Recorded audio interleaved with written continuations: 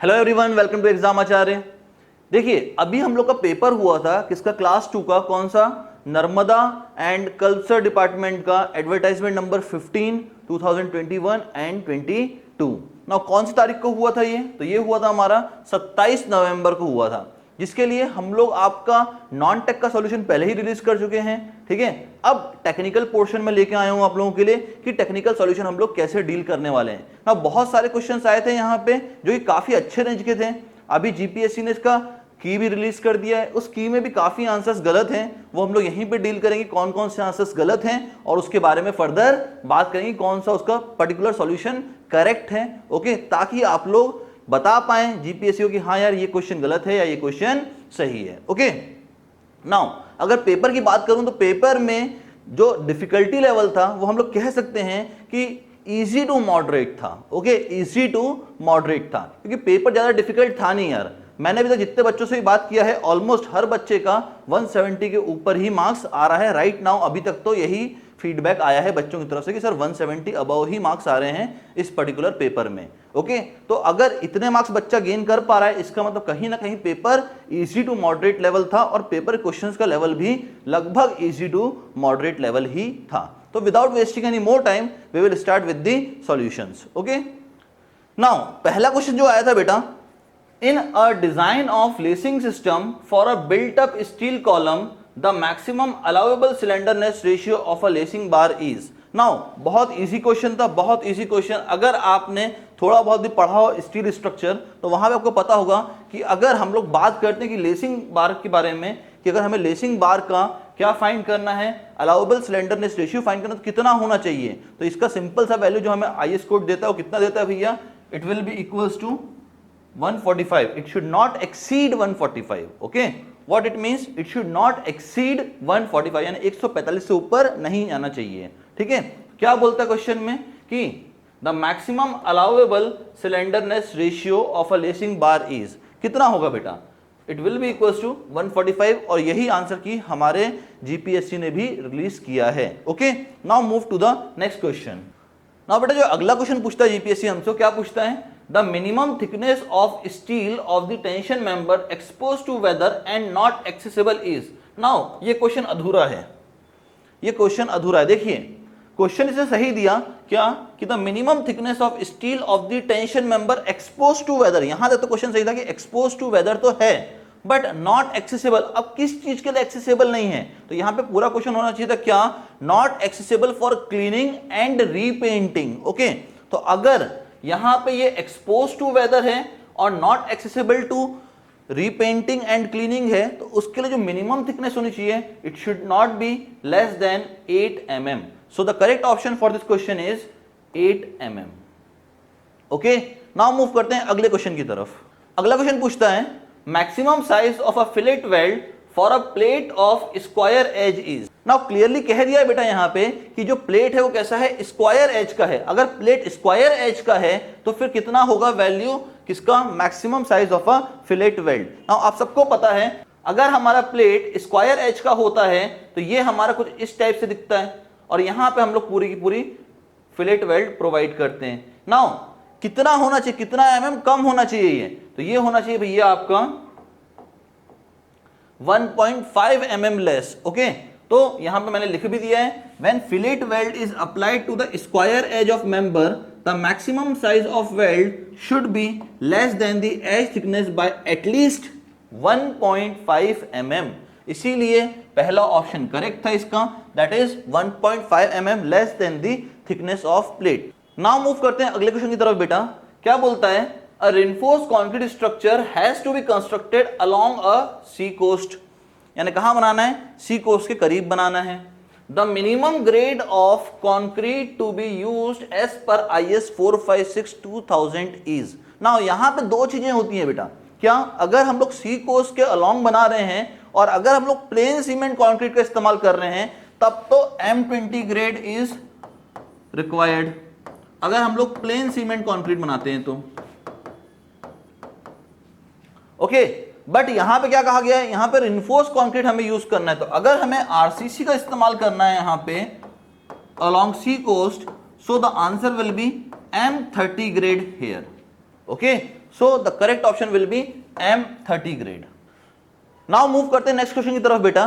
क्या बोलता है, high tensile bars threaded at ends are used in. So high tensile bar हम लोग प्री स्ट्रेस कंक्रीट में जनरली इस्तेमाल करते हैं, और अगर वो एंड पे थ्रेडेड है तो कौन से सिस्टम में इस्तेमाल होगा, तो ये इस्तेमाल होता है बेटा ली मैकॉल सिस्टम में, that is option C is correct.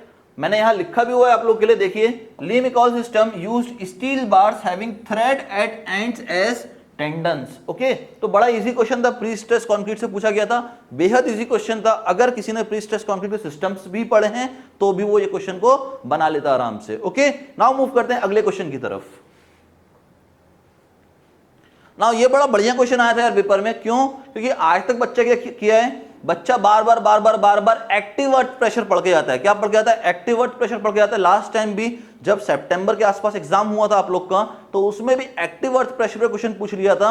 ठीक है, तो बच्चा क्या करता है, एक्टिव अर्थ प्रेशर की वैल्यू याद होती है क्या, 1 minus sine five upon 1 plus sine five. तो बच्चे ने यही टिक करके आ गया, क्या ऑप्शन ए टिक करके आ गया, 1 minus sine five upon 1 plus sine five. But question में मांगा क्या था वो तो देखो बेटा। पहले क्या मांगा था क्वेश्चन में, for the horizontal backfill the coefficient of passive earth pressure for retaining wall become. मांगा क्या था, पैसिव अर्थ प्रेशर, लगा के क्या आया बच्चा, एक्टिव अर्थ प्रेशर। गलत हो गया।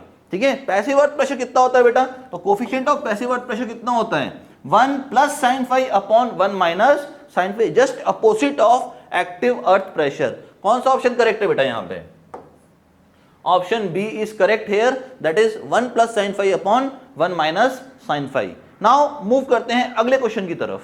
नाउ बड़ा बढ़िया क्वेश्चन पूछा यार ये भी। ठीक है, क्या पूछता है, एज पर the provision of IS 456-2000 the short term static modulus of elasticity of M20 grade concrete can be assumed to be. Now short term modulus of elasticity पूछा है बेटा। ये हमारे पास दो टाइप की मॉड्यूलस ऑफ इलास्टिसिटी होती है, एक होता है short term modulus of elasticity which will be equals to what, 5000 under root FC k, और दूसरा होता है हमारे पास long term modulus of elasticity which will be equals to what, 5000 under root FC k upon 1 plus theta. Now theta क्या है यहाँ पे, theta will be equals to what, creep coefficient. Okay, theta क्या है बेटा यहाँ पे, थीटा है यहाँ पे क्रीप कोफिशिएंट। ये क्वेश्चन आ सकता है आपको GMB के पेपर में, क्योंकि अगर ये पूछ चुका है तो ये पूछने में भी इसको ज्यादा समय नहीं लगने वाला। ओके, तो आपको याद रखना है कि थीटा क्या है यहाँ पे, क्रीप कोफिशिएंट है। अगर आप IS 456 देखेंगे तो आपके पास यहाँ पे वैल्यूज भी होंगी 7 डेज के लिए, 28 डेज के लिए एंड 1 ईयर के लिए क्रीप कोफिशिएंट की वैल्यू। तो इनको भी पढ़ के जाइएगा भाई, इंपॉर्टेंट है ये भी।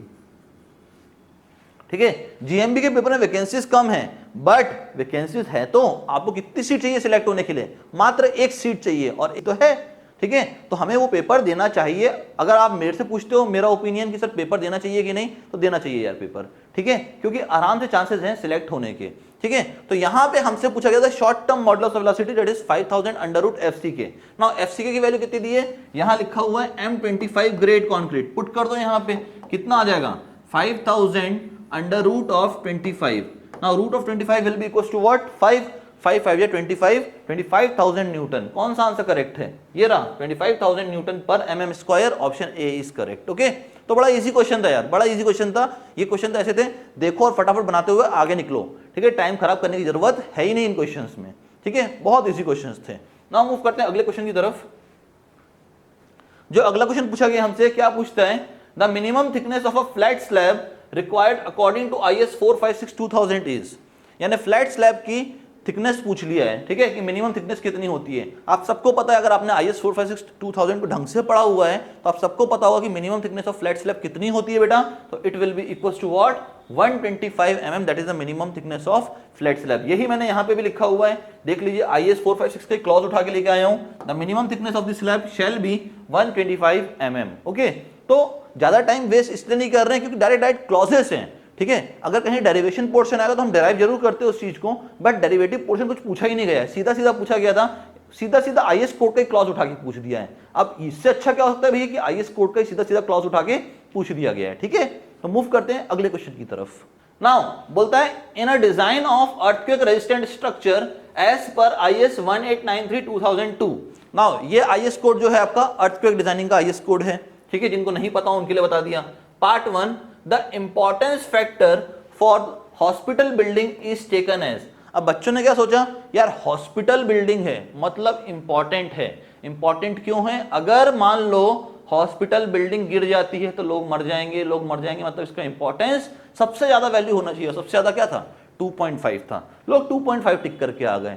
बेवकूफ हैं वो लोग जो 2.5 टिक करके आए। क्यों भाई, अगर आपने IAS 1893 को देखा भी होता, सिर्फ पढ़ने की बात तो छोड़ो, सिर्फ देखा होता तो ही समझ में आता।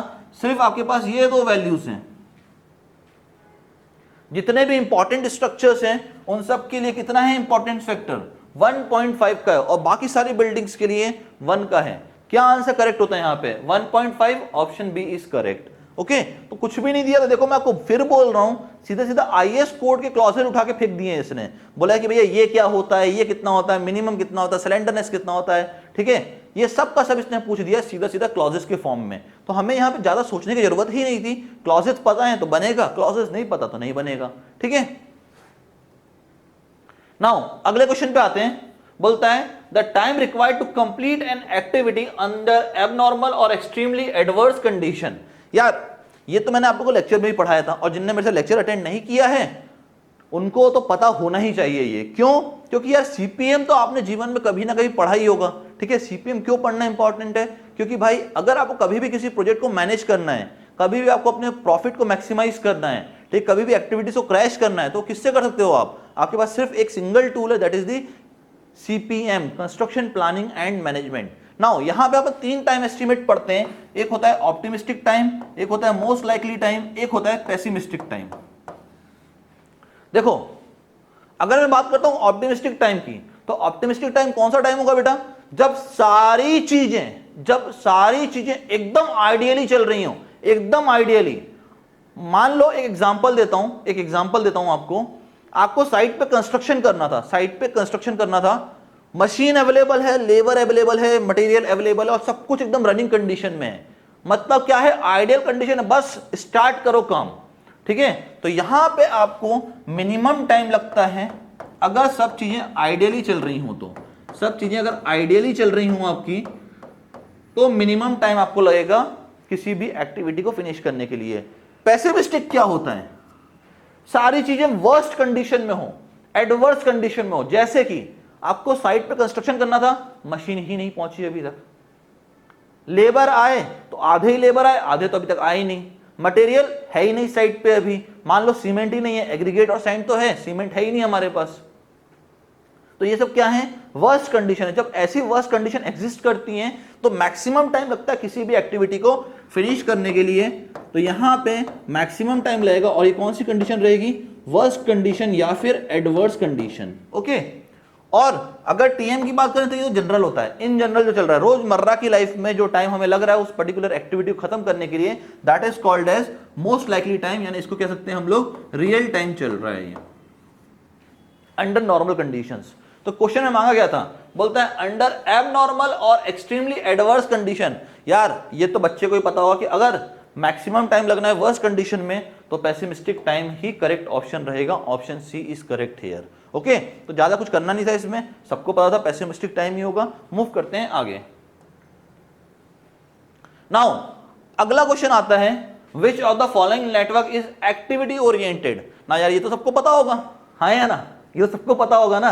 देखो दो टाइप के होते हैं, एक होता है इवेंट ओरिएंटेड, एक होता है इवेंट ओरिएंटेड। इवेंट ओरिएंटेड मतलब सब काम, जितना भी काम है वो सब का सब इवेंट के ऊपर करेंगे, पूरा का पूरा इवेंट के ऊपर करेंगे। और इवेंट के ऊपर किसमें किया जाता है बेटा, पर्ट में किया जाता है, program evaluation and review technique में। और अगर बात करें कि एक्टिविटीज के ऊपर पूरा काम कहां होता है, कहां एक्टिविटी ओरिएंटेड होती है, तो अगर एक्टिविटी ओरिएंटेड की बात करें तो एक्टिविटी ओरिएंटेड होती है सिर्फ और सिर्फ सीपीएम में, that is critical path method, that is critical path method. अब पूछा क्या था इसने, बोलता है कौन सा फॉलोइंग नेटवर्क एक्टिविटी ओरिएंटेड होगा। यार पता ही है क्या होगा, सीपीएम सीपीएम सीपीएम, हाँ या ना। आगे बढ़ते हैं, फिर से क्वेश्चन कहां से, इक्विपमेंट से। बोलता है विच among the following construction equipment would you recommend for compaction of cohesive soil.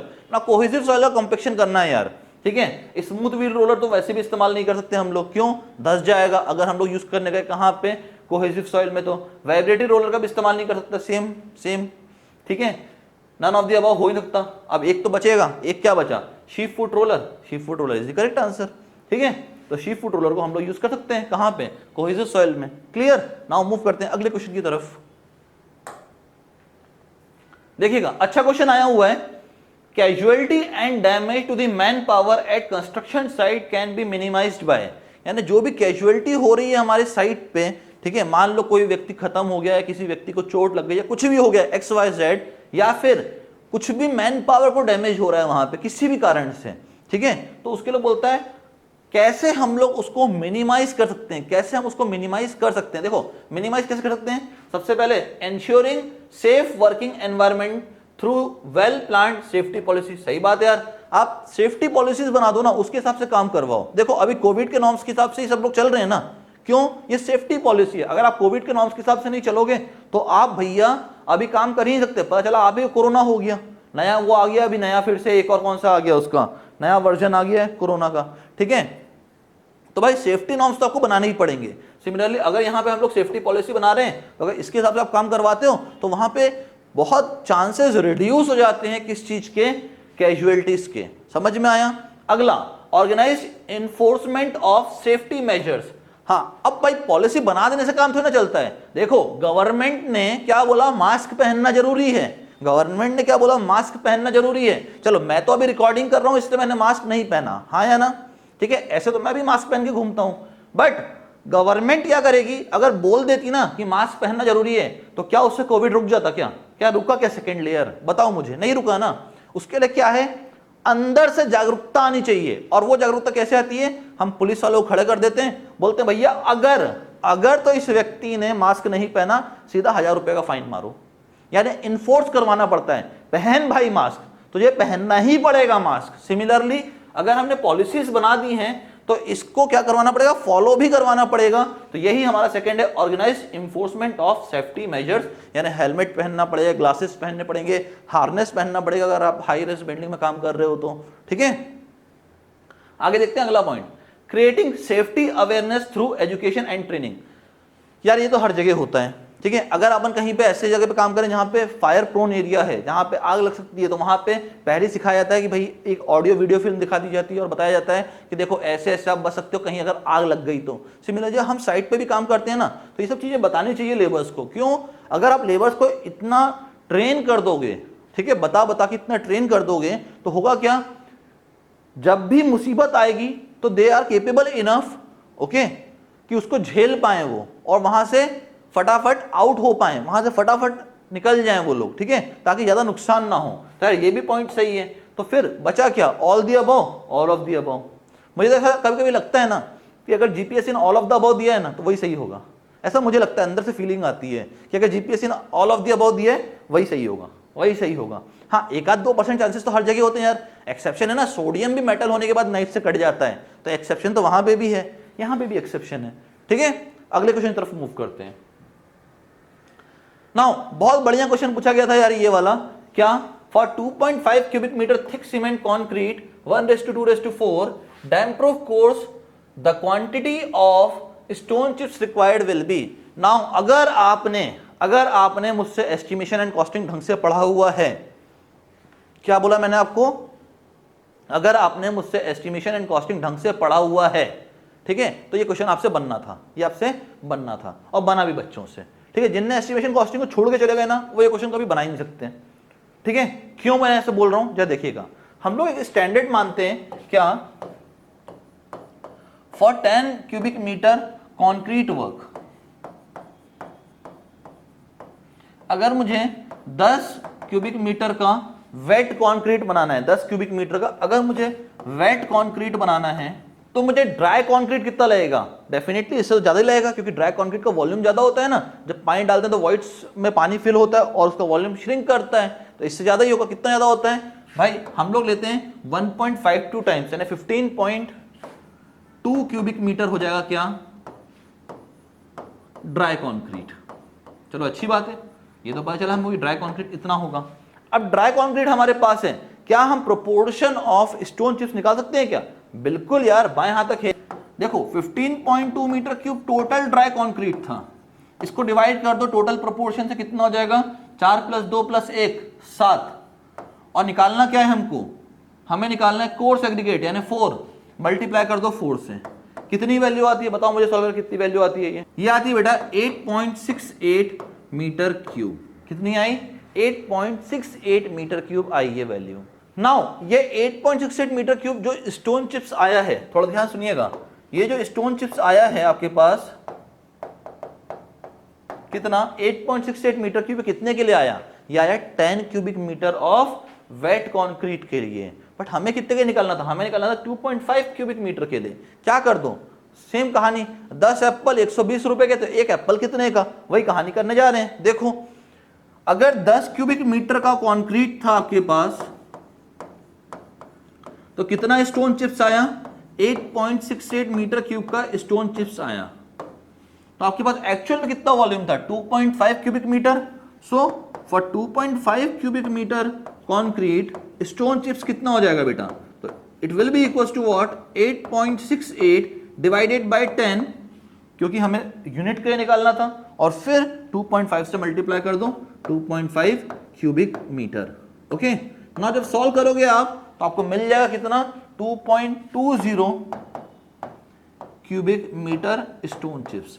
So option B is correct here, option B is correct here, that is 2.20 cubic metre. तो बड़ा इजी क्वेश्चन था, बड़ा ही easy question था, ठीक है। जिसने क्यूएसटी ढंग से पढ़ा होगा उसको ये पूरा पूरा बन जाएगा, जिसने नहीं पढ़ा उससे तो क्वेश्चन हिलेगा भी नहीं, ठीक है। चलिए आगे बढ़ते हैं। बोलता है यार which of the following are the basic tools of quality control. ना क्वालिटी कंट्रोल के लिए बहुत सारी चीजें होती हैं हमारे पास, ठीक है। क्या क्या होता है, हिस्टोग्राम होता है, पेरेटो एनालिसिस भी होता है, स्कैटर डायग्राम भी होता है, और भी काफी टेक्निक्स होती हैं हमारे पास, किसके लिए भाई, क्वालिटी कंट्रोल के लिए। तो ऑप्शन क्या सही था, all of the above, all of the above, all of the above, ठीक है। नाउ मूव करते हैं आगे। बोलता है a tender is said to be informal. एक टेंडर को इनफॉर्मल कब कहा जाएगा, when it is not submitted in the form sold by the department, correct. When the tender is not properly filled in or signed by the contractor, यानी अगर properly उसको fill ना किया गया कॉन्ट्रैक्टर के थ्रू और साइन ना किया हो तब भी उसको इनफॉर्मल कहेंगे क्या, हाँ बिल्कुल।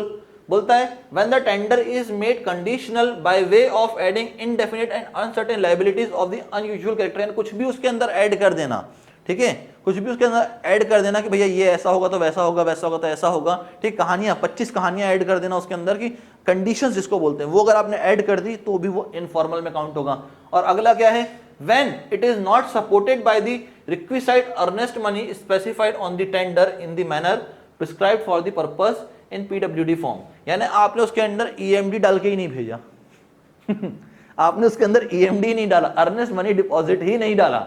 अब यार अर्नेस्ट मनी नहीं डालोगे तो वो टेंडर एक्सेप्ट होगा क्या, कभी नहीं हो सकता। तो ये भी पॉइंट सही है, ये भी पॉइंट सही है, तो सारे ही पॉइंट सही हो गए। तो भाई सारे ही पॉइंट सही हो गए ना। अब अगर सारे ही पॉइंट सही हो गए तो option D is correct, that is 1 2 3 and 4 of above. Clear. तो यहाँ सारे के सारे पॉइंट सही थे कि अगर एक टेंडर को इनफॉर्मल बोलना है तो क्या क्या कहानियां होनी चाहिए, वो सब यहाँ पे लिखा हुआ है। ओके ना, अगला क्वेश्चन बड़ा ही इजी क्वेश्चन था, बट अगर आपने बिल्डिंग मटेरियल नहीं पढ़ा था तो फिर ये क्वेश्चन नहीं बनेगा आपसे, ठीक है। बिल्डिंग मटेरियल एंड कंस्ट्रक्शन जो हम लोग पूरा बोलते हैं, बीएमसी जिसको कहा जाता है, ठीक है। तो अगर यहां पूछता है a window projecting outward from the walls of a room is termed as, यानी अगर ऐसा दिख रहा है आपको, ये बाहर निकला हुआ दिख रहा है ना, ऐसा ये बाहर निकला हुआ दिख रहा है, अगर ऐसी खिड़की बनी हो आपके घर के दीवार के बाहर, ठीक है, तो क्या इसको क्या कहेंगे, क्या कहेंगे भाई, इसको क्या कहेंगे, इसको बताओ जल्दी से। इसको कहते हैं बे विंडो। क्या कहते हैं इसको, बे विंडो, ठीक है। तो option A is correct here. Now अगला क्वेश्चन और आसान क्वेश्चन, क्या बोलता है, the vertical member fixed between steps and hand rail are known as. काफी लोगों ने इसको क्या लगा दिया था, काफी लोगों ने इसको लगा के आ गए क्या, निवेल पोस्ट लगा के आ गए। जब निवेल पोस्ट की डेफिनेशन तो थोड़ा समझते हैं, निवेल पोस्ट क्या होता है, जो स्टार्टिंग में लगाते हैं, निवेल पोस्ट इसको कहते हैं, या एंड में लगाते हैं। तो निवेल पोस्ट भैया कैसे आपके बीच के मेंबर हो जाते, तो पूछ रहे हैं ना बीच के मेंबर कौन कौन है, जो स्टेप्स और हैंडरेल के बीच में लगाए जाते हैं। तो ये होते हैं यहाँ पे क्या, ये होते हैं आपके बैलेस्टर, यहां दिख रहा है ना, ये होते हैं बैलेस्टर, ये भी है बैलेस्टर, ये भी है बैलेस्टर। तो करेक्ट ऑप्शन कौन सा हुआ, correct option is option A, that is baluster. Okay, तो बड़ा इजी क्वेश्चन आया था, ठीक है। बाकी सारे भी लिखे हुए हैं यहाँ पे, आपको पता ही होगा क्योंकि आपने बिल्डिंग मटेरियल एंड कंस्ट्रक्शन तो पढ़ा है, हाँ या ना। देखो मैं बार बार क्यों बोलता हूं तुमको कि तुमने पढ़ा है। अगर नहीं पढ़ा होता तो तुम जीपीएससी का पेपर वैसे ही देने नहीं जाते, हाँ या ना, जीपीएससी का पेपर वैसे ही देने नहीं जाते। तो अगर पढ़ा है तभी तो अपन डिस्कस कर रहे हैं ये सब चीजों को। आओ अगला क्वेश्चन देखते हैं। बोलता है the form work from the vertical side of beam can be removed only after. Side पूछा है, साइड, बीम की साइड पूछता है, बीम का बॉटम नहीं पूछा, साइड पूछ रहा है बेटा, साइड। और साइड तो हम लोग 1 से 2 दिन में रिमूव कर देते हैं। साइड को कभी भी 1 से 2 दिन से ज्यादा रखा ही नहीं जाता, चाहे वो स्लैब का हो चाहे वो बीम का हो। 1 से 2 दिन मोर देन इनफ है, ठीक है। 1 से 2 दिन बहुत हो गया, बहुत हो गया 1 से 2 दिन, ठीक है। तो 1 से 2 दिन के अंदर आप रिमूव कर दोगे साइड ऑफ द बीम को, ठीक है। साइड ऑफ द बीम को आप 1 से 2 दिन के अंदर रिमूव कर दोगे। नाउ अगला बोलता है fixing the direction of the layout plan of a building with respect to direction of north. देखो हम लोग क्या करते हैं, कभी भी अपना प्लेन टेबल सर्वेइंग किया हो या कभी भी घर वगैरह बनवाते हैं ना, जब अपने घर का प्लान वगैरह बनवाते हैं तो सबसे पहले नॉर्थ मार्क करवाते हैं। नॉर्थ है किधर, किधर है नॉर्थ, किधर है, ढूंढ के लाओ नॉर्थ किधर है, ठीक है। तो ये नॉर्थ मिला हमें। आप कभी भी नॉर्थ के रिस्पेक्ट में कुछ भी चीज सेट करते हैं ना, that is called as orientation. क्या कहते हैं उसको, ओरिएंटेशन। कहते हैं ना घर का वास्तु कैसा है, वास्तु कैसे डिसाइड होता है भैया, नॉर्थ के रिस्पेक्ट में डिसाइड होता है कि कहां हमको हमारे घर का किचन देना है, कहां बेडरूम देना है, कहां वॉशरूम देना है। तो ये सब कैसे डिसाइड करते हो आप, बाय प्रॉपर ओरिएंटेशन, ठीक है। तो क्या आंसर करेक्ट होगा इसका, option C, orientation is correct here. Okay, now move करते हैं नेक्स्ट क्वेश्चन पे। What type of flooring you would adopt for the dancing hall. Now dancing hall में यार, डांसिंग हॉल में अगर बात करें बेटा तो वहां पे क्या चाहिए हमको कि वहां पे ना इको ना हो, इको बहुत ज्यादा ना हो, ठीक है। इको बहुत ज्यादा ना हो और बहुत ज्यादा रिजिड भी ना हो कि बेचारा डांस कर रहा और टांग टूट गई, ठीक है, या बेचारा डांस कर रहे हैं जितना साउंड आया उससे पूरा कमरा ही इको इको में पूरा हो गया। तो ऐसा नहीं चाहिए हमको। तो उसके लिए क्या करना पड़ेगा हमको, टिम्बर फ्लोरिंग देनी पड़ेगी। अगर टिम्बर फ्लोरिंग दे देते हैं तो काफी हद में, काफी हद तक अगर कहें हम लोग तो साउंड रिड्यूस होता है, पहली चीज। दूसरा, ये इतना रिजिड मटेरियल नहीं होता कि आप उसमें नाचोगे ना तो आपकी टांगें टूट जाए, इतना भी रिजिड नहीं होता ये, ठीक है। तो timber flooring is the correct option for dancing floor. Okay,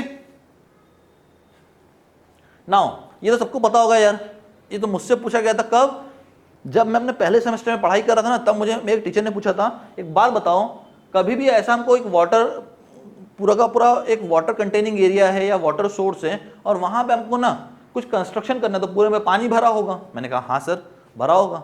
बोले कंस्ट्रक्शन कैसे पॉसिबल होगा वहां पे, कुछ तो बनाना पड़ेगा। मैंने बोला हाँ बनाना पड़ेगा। बोले क्या बनाना पड़ेगा, मैंने कहा यही तो नहीं पता, इसे तो सिविल लिया है। तो बोले सोच के आना। मैं अगले दिन सोच के गया, ढूंढा ढूंढा ढूंढा, काफी ढूंढा, नहीं मिला। फिर मैंने मेरे सीनियर्स से पूछा कि यार सर ये बताओ आप कि अगर हमें कोई वाटर सोर्स है हमारे पास और उसके अंदर हमें कुछ कंस्ट्रक्शन करना है आरसीसी का या कंक्रीट का, तो क्या बनाया जाए वहां पे ताकि पानी को वहां से हटा दिया जाए जब तक कंस्ट्रक्शन हो रहा है। तो बोला सर ने क्या, कॉफर डैम बना दो वहां पे। तो इसने भी यही चीज पूछा था, a temporary structure constructed in a river for excluding water from a given site to enable the building operation to be perform on dry surface is called coffer dam. तो ये कहानी के फॉर्म में याद रखना, अगर कहानी के फॉर्म में याद रहेगा तो ज्यादा समय तक याद रहेगा, शायद जीएमबी के पेपर में सीधा सीधा क्वेश्चन उठ के आ जाए। क्लियर। नाउ ये क्वेश्चन में बच्चों को बहुत डाउट होता है कि सर इंग्लिश क्या है, फ्लेमिश क्या है, फ्लेमिश क्या है, इंग्लिश क्या है, स्ट्रेचर क्या है, हेडर क्या है। आपको इसके लिए क्या करना पड़ेगा, बिल्डिंग मटेरियल एंड कंस्ट्रक्शन थोड़ा तो पढ़ना पड़ेगा। ओके, नाउ क्या बोलता है, a type of bond in a brick masonry consisting of alternate courses of header and stretcher, यानी एक लेयर में हेडर प्रोवाइड करो, एक में स्ट्रेचर, फिर एक में हेडर, फिर एक में स्ट्रेचर। तो ऐसा कौन सा होता है, इंग्लिश बॉन्ड है। देखो हेडर, कलर चेंज करने दो, header stretcher, header stretcher, header stretcher, header. तो यहाँ ऑल्टरनेट लेयर्स में हेडर स्ट्रेचर है, यानी English bond is correct answer. But Flemish bond को छोड़ के मत जाओ, फ्लेमिश बॉन्ड भी देख लो। फ्लेमिश बॉन्ड में क्या होता है, एक हेडर, सॉरी एक स्ट्रेचर, फिर अगला हेडर, फिर स्ट्रेचर, फिर हेडर।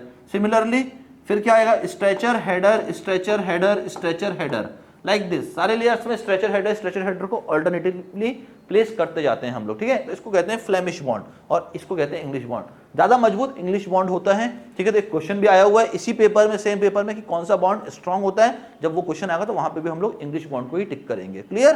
तो यहां पे भी आंसर कौन सा करेक्ट था हमारा, English bond is correct. Now move करते हैं अगले क्वेश्चन की तरफ। ये बोलता है according to Rankine's formula the minimum depth of foundation when Q is 180 kilonewton per meter square, gamma is 20 kilonewton per meter cube and phi is 30 degree. तो हमें क्या निकालना है, हमें निकालना है minimum depth of foundation.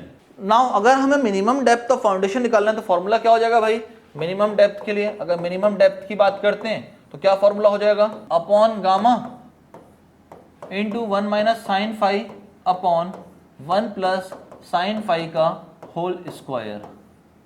Okay, now Q कितना दिया हुआ है भाई, 180 दिया हुआ है, गामा कितना दिया हुआ है 20 दिया हुआ है, साइन फाई कितना देता है 1 minus sine 30 upon 1 plus sine 30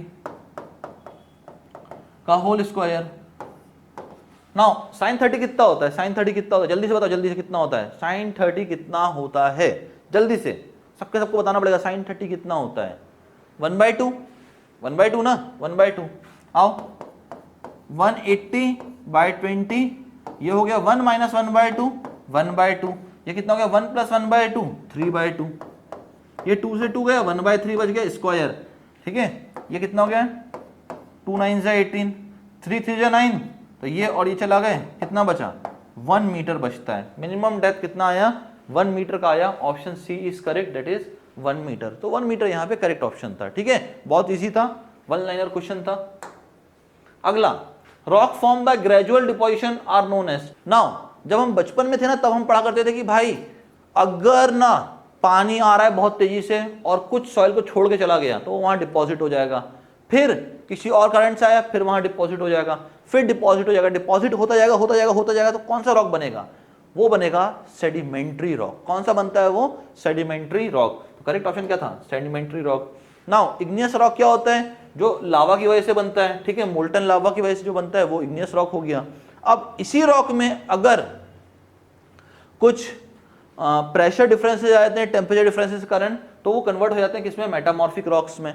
but ये सब तो कहानियां अलग हैं। यहां पूछा गया था क्या, rocks form by gradual deposition. Gradual deposition मतलब बार बार डिपॉजिट होता जा रहा है नया सॉइल आके, उसे क्या बोलेंगे, उसे सेडिमेंट्री रॉक्स बोलते हैं। ठीक है, तो ये सेडिमेंट्री रॉक समझ में आया आपको। मूव करते हैं अगले क्वेश्चन की तरफ। अच्छा क्वेश्चन है, फ्रॉम दी सर्वेइंग क्या बोलता है, the top of lighthouse is just visible from a station at sea 40 kilometre away, what should be the height of the lighthouse. Distance of visible horizon, क्या distance of visible horizon, 2500 बार समझाया था तुम लोग को कि distance of visible horizon निकालने का फॉर्मूला क्या था, under root of h upon 0.0673। हाँ या ना, हाँ या ना।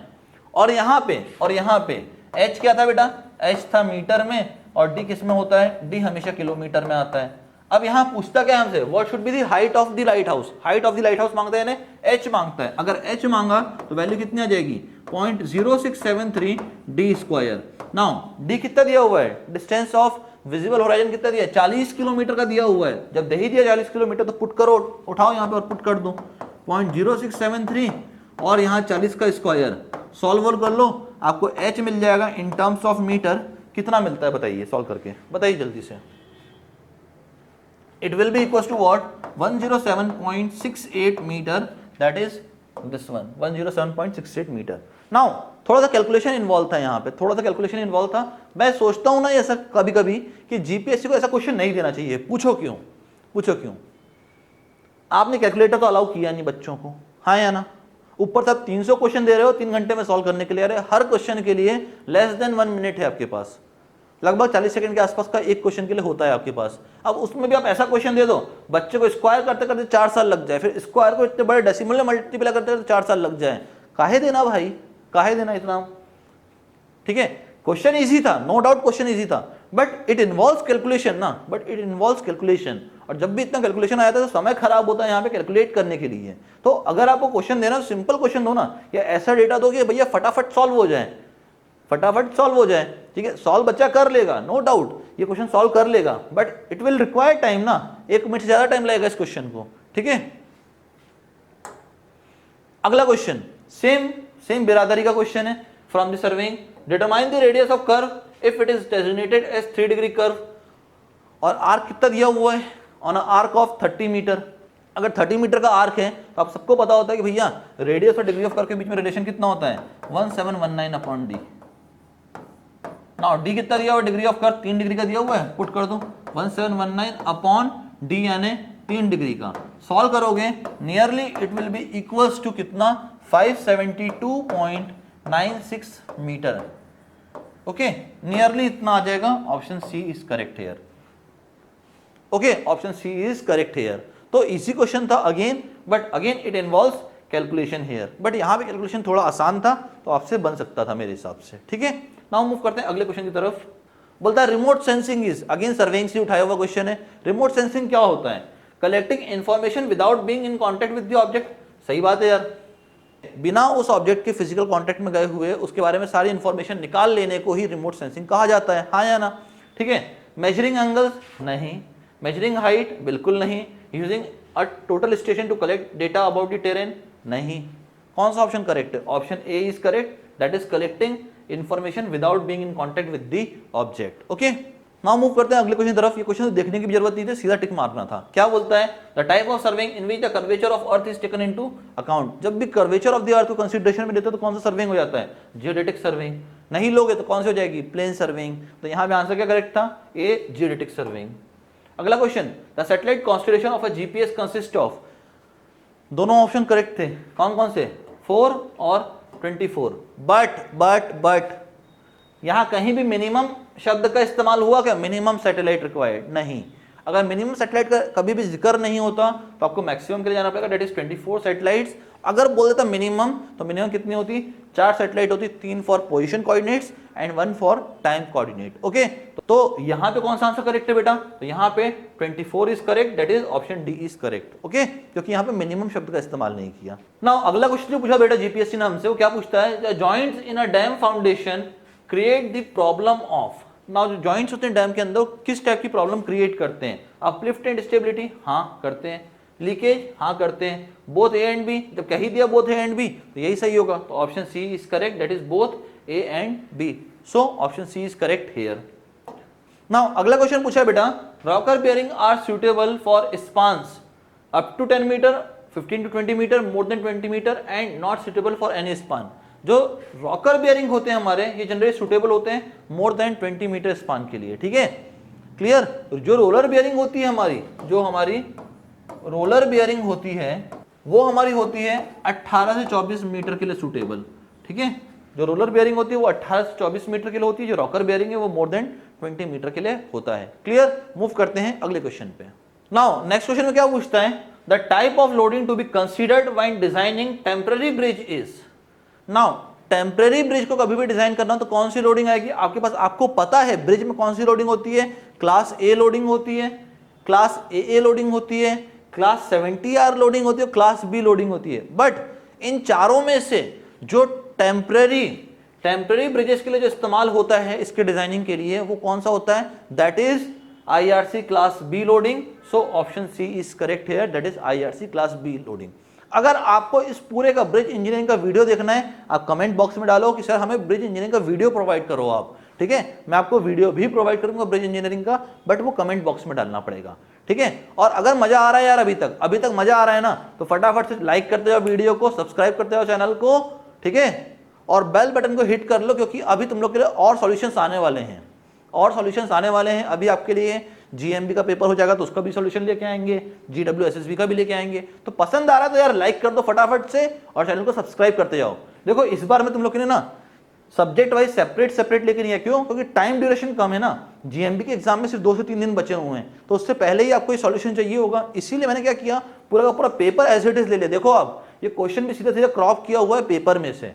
ठीक है, तो इसीलिए फटाफट सॉल्यूशन लेके आएंगे, आप लोग जल्दी से इसको देखो और अपने GMB के पेपर में इसको अप्लाई करो। क्लियर, नाउ मूव करते हैं अगले क्वेश्चन की तरफ। अगला क्वेश्चन पूछता है बेटा, as per IRC recommendation the minimum straight length of approaches on either side of bridge should B.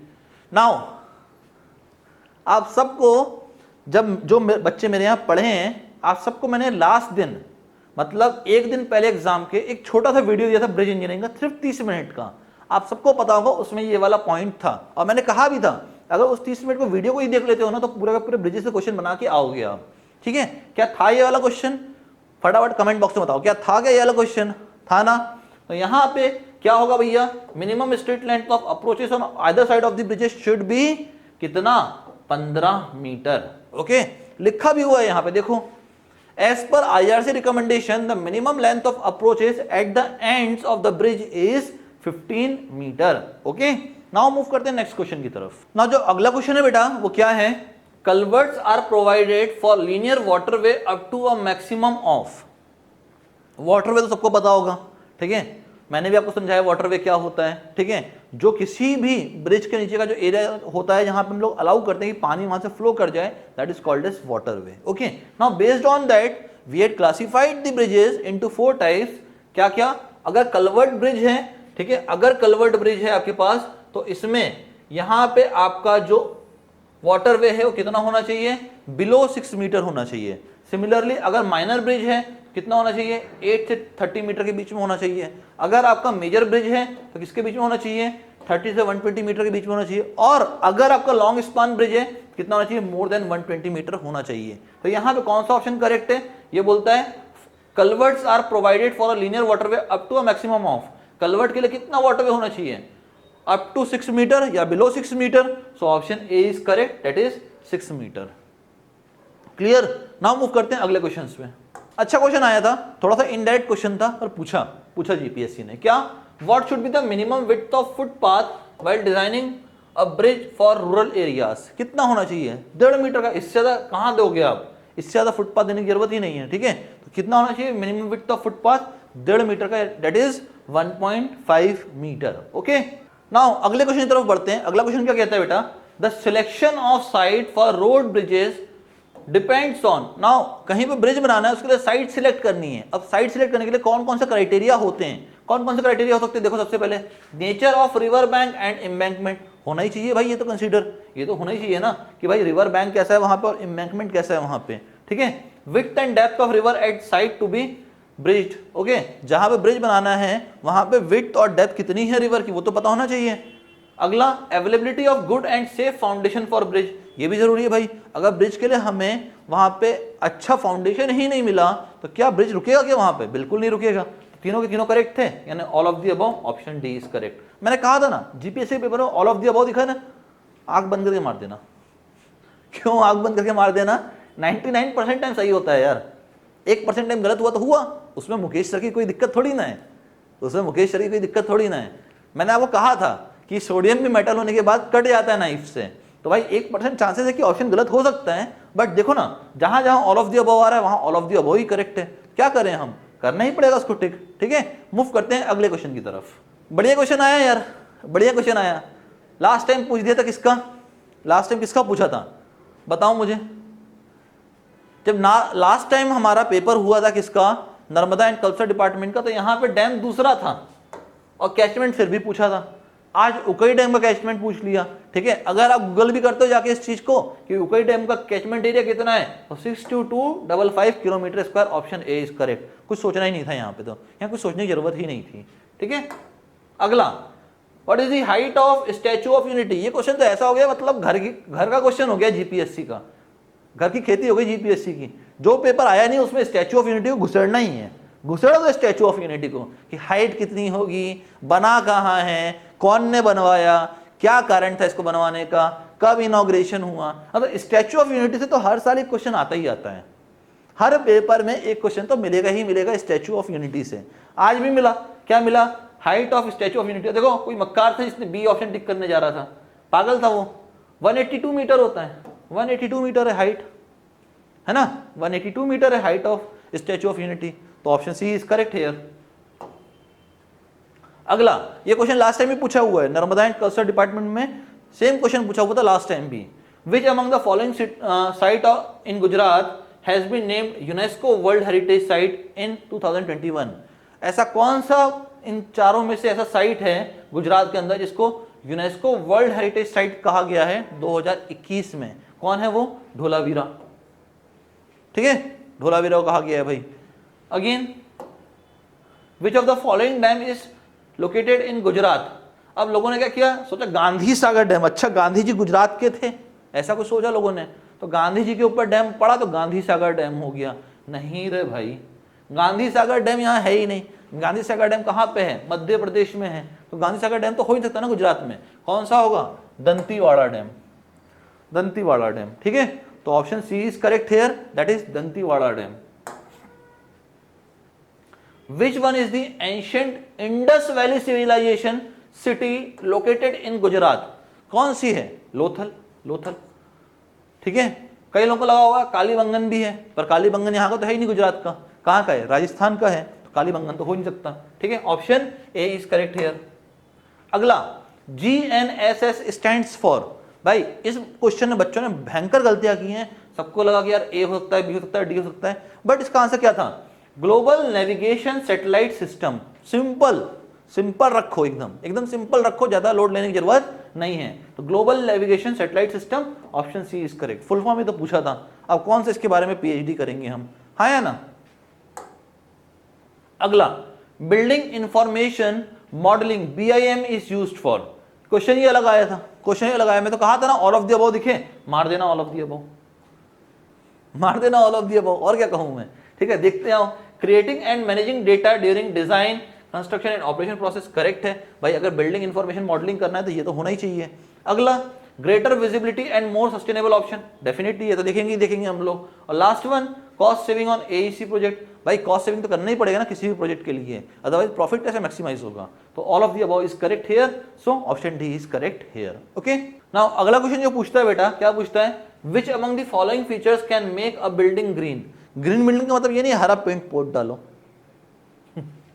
ऐसा नहीं है भाई कि बिल्डिंग पे हरा पेंट कर दिया या बिल्डिंग में पत्ते वत्ते चिपका दिए तो वो हरी बिल्डिंग बन गई, नहीं। ग्रीन बिल्डिंग का मतलब क्या है? आप नेचुरल रिसोर्सेज को कितना इस्तेमाल कर पा रहे हो। आप ऐसा घर बनाओ जहाँ पे आपको ना सनलाइट से ही दिन भर का काम चल जाए, ठीक है। मान लो दिन का काम चल गया सनलाइट से, अब ऊपर क्या सोलर पैनल्स लगवा दो ताकि रात का काम भी उसी सनलाइट से चल जाए, ठीक है। फिर घर में कुछ ऐसा सेट करो कि आपको पानी गर्म करने के लिए गीजर ना लगवाना पड़े, रूम को ठंडा करने के लिए आपको AC ना लगाना पड़े, ठीक है। तो जब ऐसा घर बनाते हैं ना हम लोग, तो उसे कहते हैं हम लोग क्या? Green building. जब हम लोग पूरे के पूरे नेचुरल रिसोर्सेज को अच्छे से ऑप्टिमम यूज करते हैं उसका, तब उसको हम लोग कहते हैं ग्रीन बिल्डिंग। तो अब क्या बोलता है पहला? Efficient use of energy, water and other resources, करना ही चाहिए भाई ग्रीन बिल्डिंग में, तो करना ही चाहिए। ग्रीन बिल्डिंग में तो हम लोग यहाँ तक कर लेते हैं, जो वेस्ट वाटर निकलता है ना हमारे WC से, उसको भी हम लोग वापस से रीयूज कर लेते हैं गार्डनिंग वगैरह के लिए, ठीक है। अगला, यूज ऑफ रिन्यूएबल एनर्जी, करते ही है रिन्यूएबल एनर्जी का इस्तेमाल हम लोग वहां पे, ठीक है। Good indoor environment, air quality. अब अगर ग्रीन बिल्डिंग बना रहे हो तो ऐसा नहीं होना चाहिए कार्बन एमिशन बढ़ जाए, कार्बन एमिशन बढ़ जाए, कार्बन एमिशन का भी ध्यान में रखना पड़ेगा, ठीक है। क्योंकि क्या होता है जब कार्बन डाइऑक्साइड कंटेंट बढ़ता है ना किसी भी बिल्डिंग में, तो वो राइज हो जाता है, वहां पे पूरा टेम्परेचर राइज हो जाता है। देखो आप लोगों ने एक काम बहुत अच्छा किया जीवन में, मैं अगर सिविल इंजीनियर्स को अगर मानता हूँ ना थोड़ा बहुत, क्यों मानता हूँ, उनने बहुत अच्छा काम किया, ये सोसाइटी का वेस्ट था उसको उठा के अपने लिए यूज कर लिया, मानता हूं इस चीज को। बट कहीं ना कहीं वो इनडायरेक्टली एनवायरनमेंट को पॉल्यूट तो किया। कैसे? आपने फ्लाई ऐश उठाया कहां से? थर्मल पावर प्लांट से। क्यों? क्योंकि वो थर्मल पावर प्लांट का वेस्ट था, तो आपने वहां से उठा लिया और कहां यूज किया? सीमेंट में यूज कर लिया। पर सीमेंट में यूज करने का कारण क्या था भाई? आपने सोचा कि मैं पूरा का पूरा वेस्ट को ठिकाने लगा दूंगा, आपने कोशिश भी की, आपने सीमेंट में डाल भी दिया।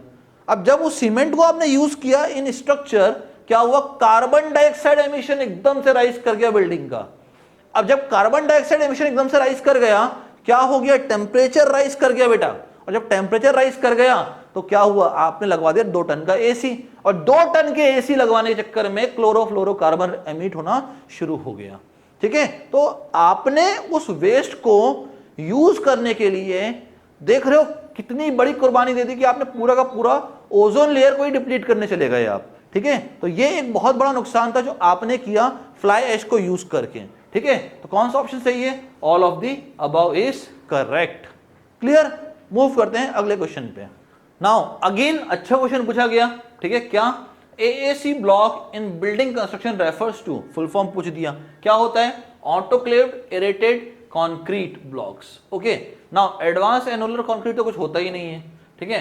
एडेड एडमिक्सचर कंक्रीट क्या होता है, ठीक है। एडेड अल्कलाइन कंक्रीट क्या होता है, ठीक है। तो option A is correct here, that is autoclaved aerated concrete, option A is correct here.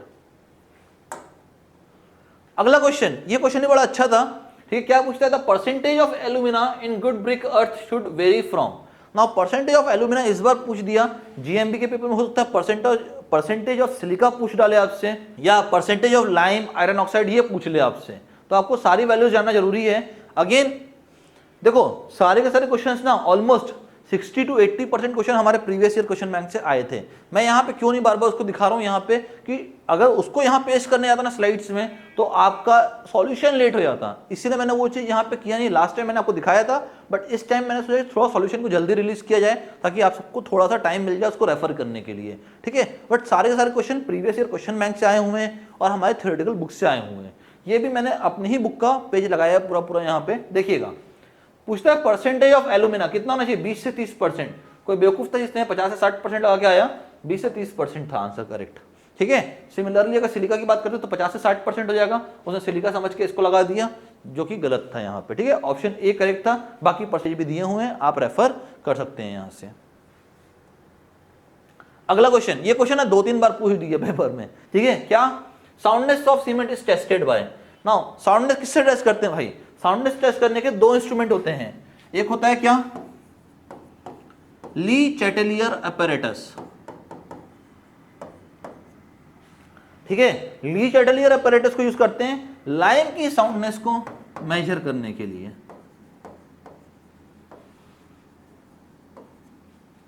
Okay. और अगला होता है ऑटोक्लेव।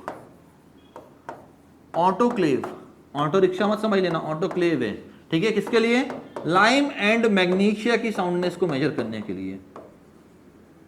तो यहां ऑटोक्लेव शब्द तो दिया ही नहीं था, क्या दिया था, सिर्फ ली चैटेलियर दिया था। विकेट को यूज करते हैं सेटिंग टाइम के लिए, कंप्रेसिव स्ट्रेंथ को यूज करते हैं कंप्रेसिव स्ट्रेंथ नापने के लिए। नन ऑफ दिस को तो किसी चीज के लिए यूज नहीं करते, तो ली चैटेलियर apparatus बचा अकेला, option C is correct here, okay. Now move करते हैं अगले क्वेश्चन की तरफ। ये क्यों डाला पिक्चर यहाँ पे, ताकि तुम्हारे दिमाग में घुसे बात, तुम्हारे दिमाग में बात घुसे कि भैया है क्या क्या बाकी चीजें वो तो बता दो जरा। तो वही चीज बताने के लिए डायग्राम डाला हुआ है यहाँ पे, क्वेश्चन पढ़ो। The thin radial fibres extending from pith to cambium layer are known as. Pith से कैम्बियम लेयर की तरफ मूव कर रहा है, वो रे को क्या कहेंगे, क्या कहेंगे उस रे को, बताओ। ये रहा, इसको कहते हैं मेडुलरी रेस। क्या कहते हैं, medullary rays, option D is correct. Outer bark, inner bark, sapwood सब दिखाई दे रहा है आपको। ये इनर बार्क है, ये वाला आपका पूरा पूरा, ठीक है। ये आपका आउटर बार्क हो जाएगा, ये वाला, ठीक है। और क्या बोला, सैपवुड, यहाँ पे सैपवुड प्रेजेंट रहता है, ठीक है। तो आप इसको रेफर कर सकते हैं बाकी चीजों के लिए भी। अगला, ये बहुत ज्यादा इंपॉर्टेंट फिनोमेना है। 2 बहुत ज्यादा इंपॉर्टेंट फिनोमेना होते हैं कंक्रीट के, कौन कौन से बेटा, पहला ब्लीडिंग, दूसरा सेग्रीगेशन। ब्लीडिंग में क्या होता है, जब कंक्रीट के अंदर आप ज्यादा पानी डाल देते हो ना, तो वाटर और सीमेंट और सैंड का मिक्सचर टॉप सरफेस पे आ जाता है, आपको दिखता होगा शाइनी सा सरफेस दिखता होगा कंक्रीट के ऊपर, that is called as bleeding. But अगर कंक्रीट को आपने बहुत हाइट से फेंक दिया ना, बहुत हाइट से फेंक दिया, तो कोर्सर पार्टिकल सेपरेट आउट हो जाते हैं वहां से। जितने भी कोर्सर पार्टिकल होते हैं वो सब सेपरेट आउट हो जाते हैं और बचा हुआ मिक्सचर अलग हो जाता है, that is called as segregation. तो ऑप्शन कौन सा करेक्ट था, option C is correct, segregation. क्यों, उसने कहा हुआ है the separation of coarse aggregate from mortar during transportation of concrete. अब ये ट्रांसपोर्टेशन का मतलब क्या है, आपने आरएमसी देखा होगा, रेडी मिक्स कंक्रीट को ले आते हुए देखा होगा। रेडी मिक्स कंक्रीट का जो ट्रक होता है ना, उसको बहुत तेज नहीं घुमाते। क्यों, अगर बहुत तेज घुमा दोगे ना तो क्या हो जाएगा, सारे कोर्सर पार्टिकल सेपरेट आउट हो जाएंगे। बहुत धीरे भी नहीं घुमा सकते या बंद भी नहीं कर सकते, क्यों, सेटिंग टाइम रीच कर जाएगा। तो बड़े ही आराम आराम से घुमाते हैं उस ट्रक को, ताकि मिक्स भी होता रहे, सेट भी ना हो और उसका सेग्रीगेशन भी ना हो। तो सेग्रीगेशन का मतलब होता है कोर्सर पार्टिकल अलग हो जाएं मोटार से, that is called as segregation. Clear. Now अगला क्वेश्चन बहुत इंपॉर्टेंट है बेटा, क्या बोलता है, how much is the carbon content in cast iron. हमें पता ही है कास्ट आयरन की अगर बात करते हैं हम लोग, कास्ट आयरन की, तो कार्बन परसेंटेज कितना होता है बेटा, 2.5 से 4% के बीच में होता है कार्बन कंटेंट किसके अंदर, कास्ट आयरन के अंदर। ऑप्शन कौन सा करेक्ट है, ऑप्शन ए इज करेक्ट। जिसने भी 0.15 से 1.5 लगा के आया है वो गलत किया उसने, ठीक है। ऑप्शन कौन सा है, 2.5 से 4%, यानी हमारे हिसाब से 2 से 4%, option A is correct here, okay. Now quicklime is a, अब क्विकलाइम आपको पता है क्या होता है फॉर्मूला इसका, कैल्शियम ऑक्साइड CaO। और कैसा होता है, बहुत अफिनिटी होती है वाटर के लिए, जैसे ही पानी मिला तुरंत रिएक्ट करेगा और बना जाएगा slaked lime calcium hydroxide, okay. तो क्या बोल सकते हैं, कार्बोनेट ऑफ लाइम, बिल्कुल नहीं, कार्बोनेट तो ये होता है CaCO3 या CaHCO3। तो ये तो पॉसिबल ही नहीं है भाई, इसको तो कहते ही नहीं है क्विकलाइम, दोनों ही पॉसिबल नहीं है। बोलता है product left immediately after the calcination of pure limestone. बिल्कुल यार, जब आप प्योर लाइमस्टोन का कैल्सिनेशन करते हो तो क्या करते हो, उसको बिल्कुल डिहाइड्रेट कर देते हो। आप किसी भी चीज को डिहाइड्रेट करोगे तो उसकी अफिनिटी बढ़ जाती है वाटर की तरफ। अपने आप को देखो, गर्मी के समय में तुमको मैं एक धूप वाली जगह पे जहां पे 40 डिग्री सेल्सियस टेम्परेचर हो वहां जाके खड़े कर दूं तुमको और बोलूं करो अब काम करो, यहाँ पे क्या करो, अब काम करो। तुमने दिन भर काम किया, मैंने तुमको एक बूंद पानी नहीं दिया, क्या पानी चाहिए होगा तुमको, बताओ मुझे, क्या पानी लगेगा तुमको?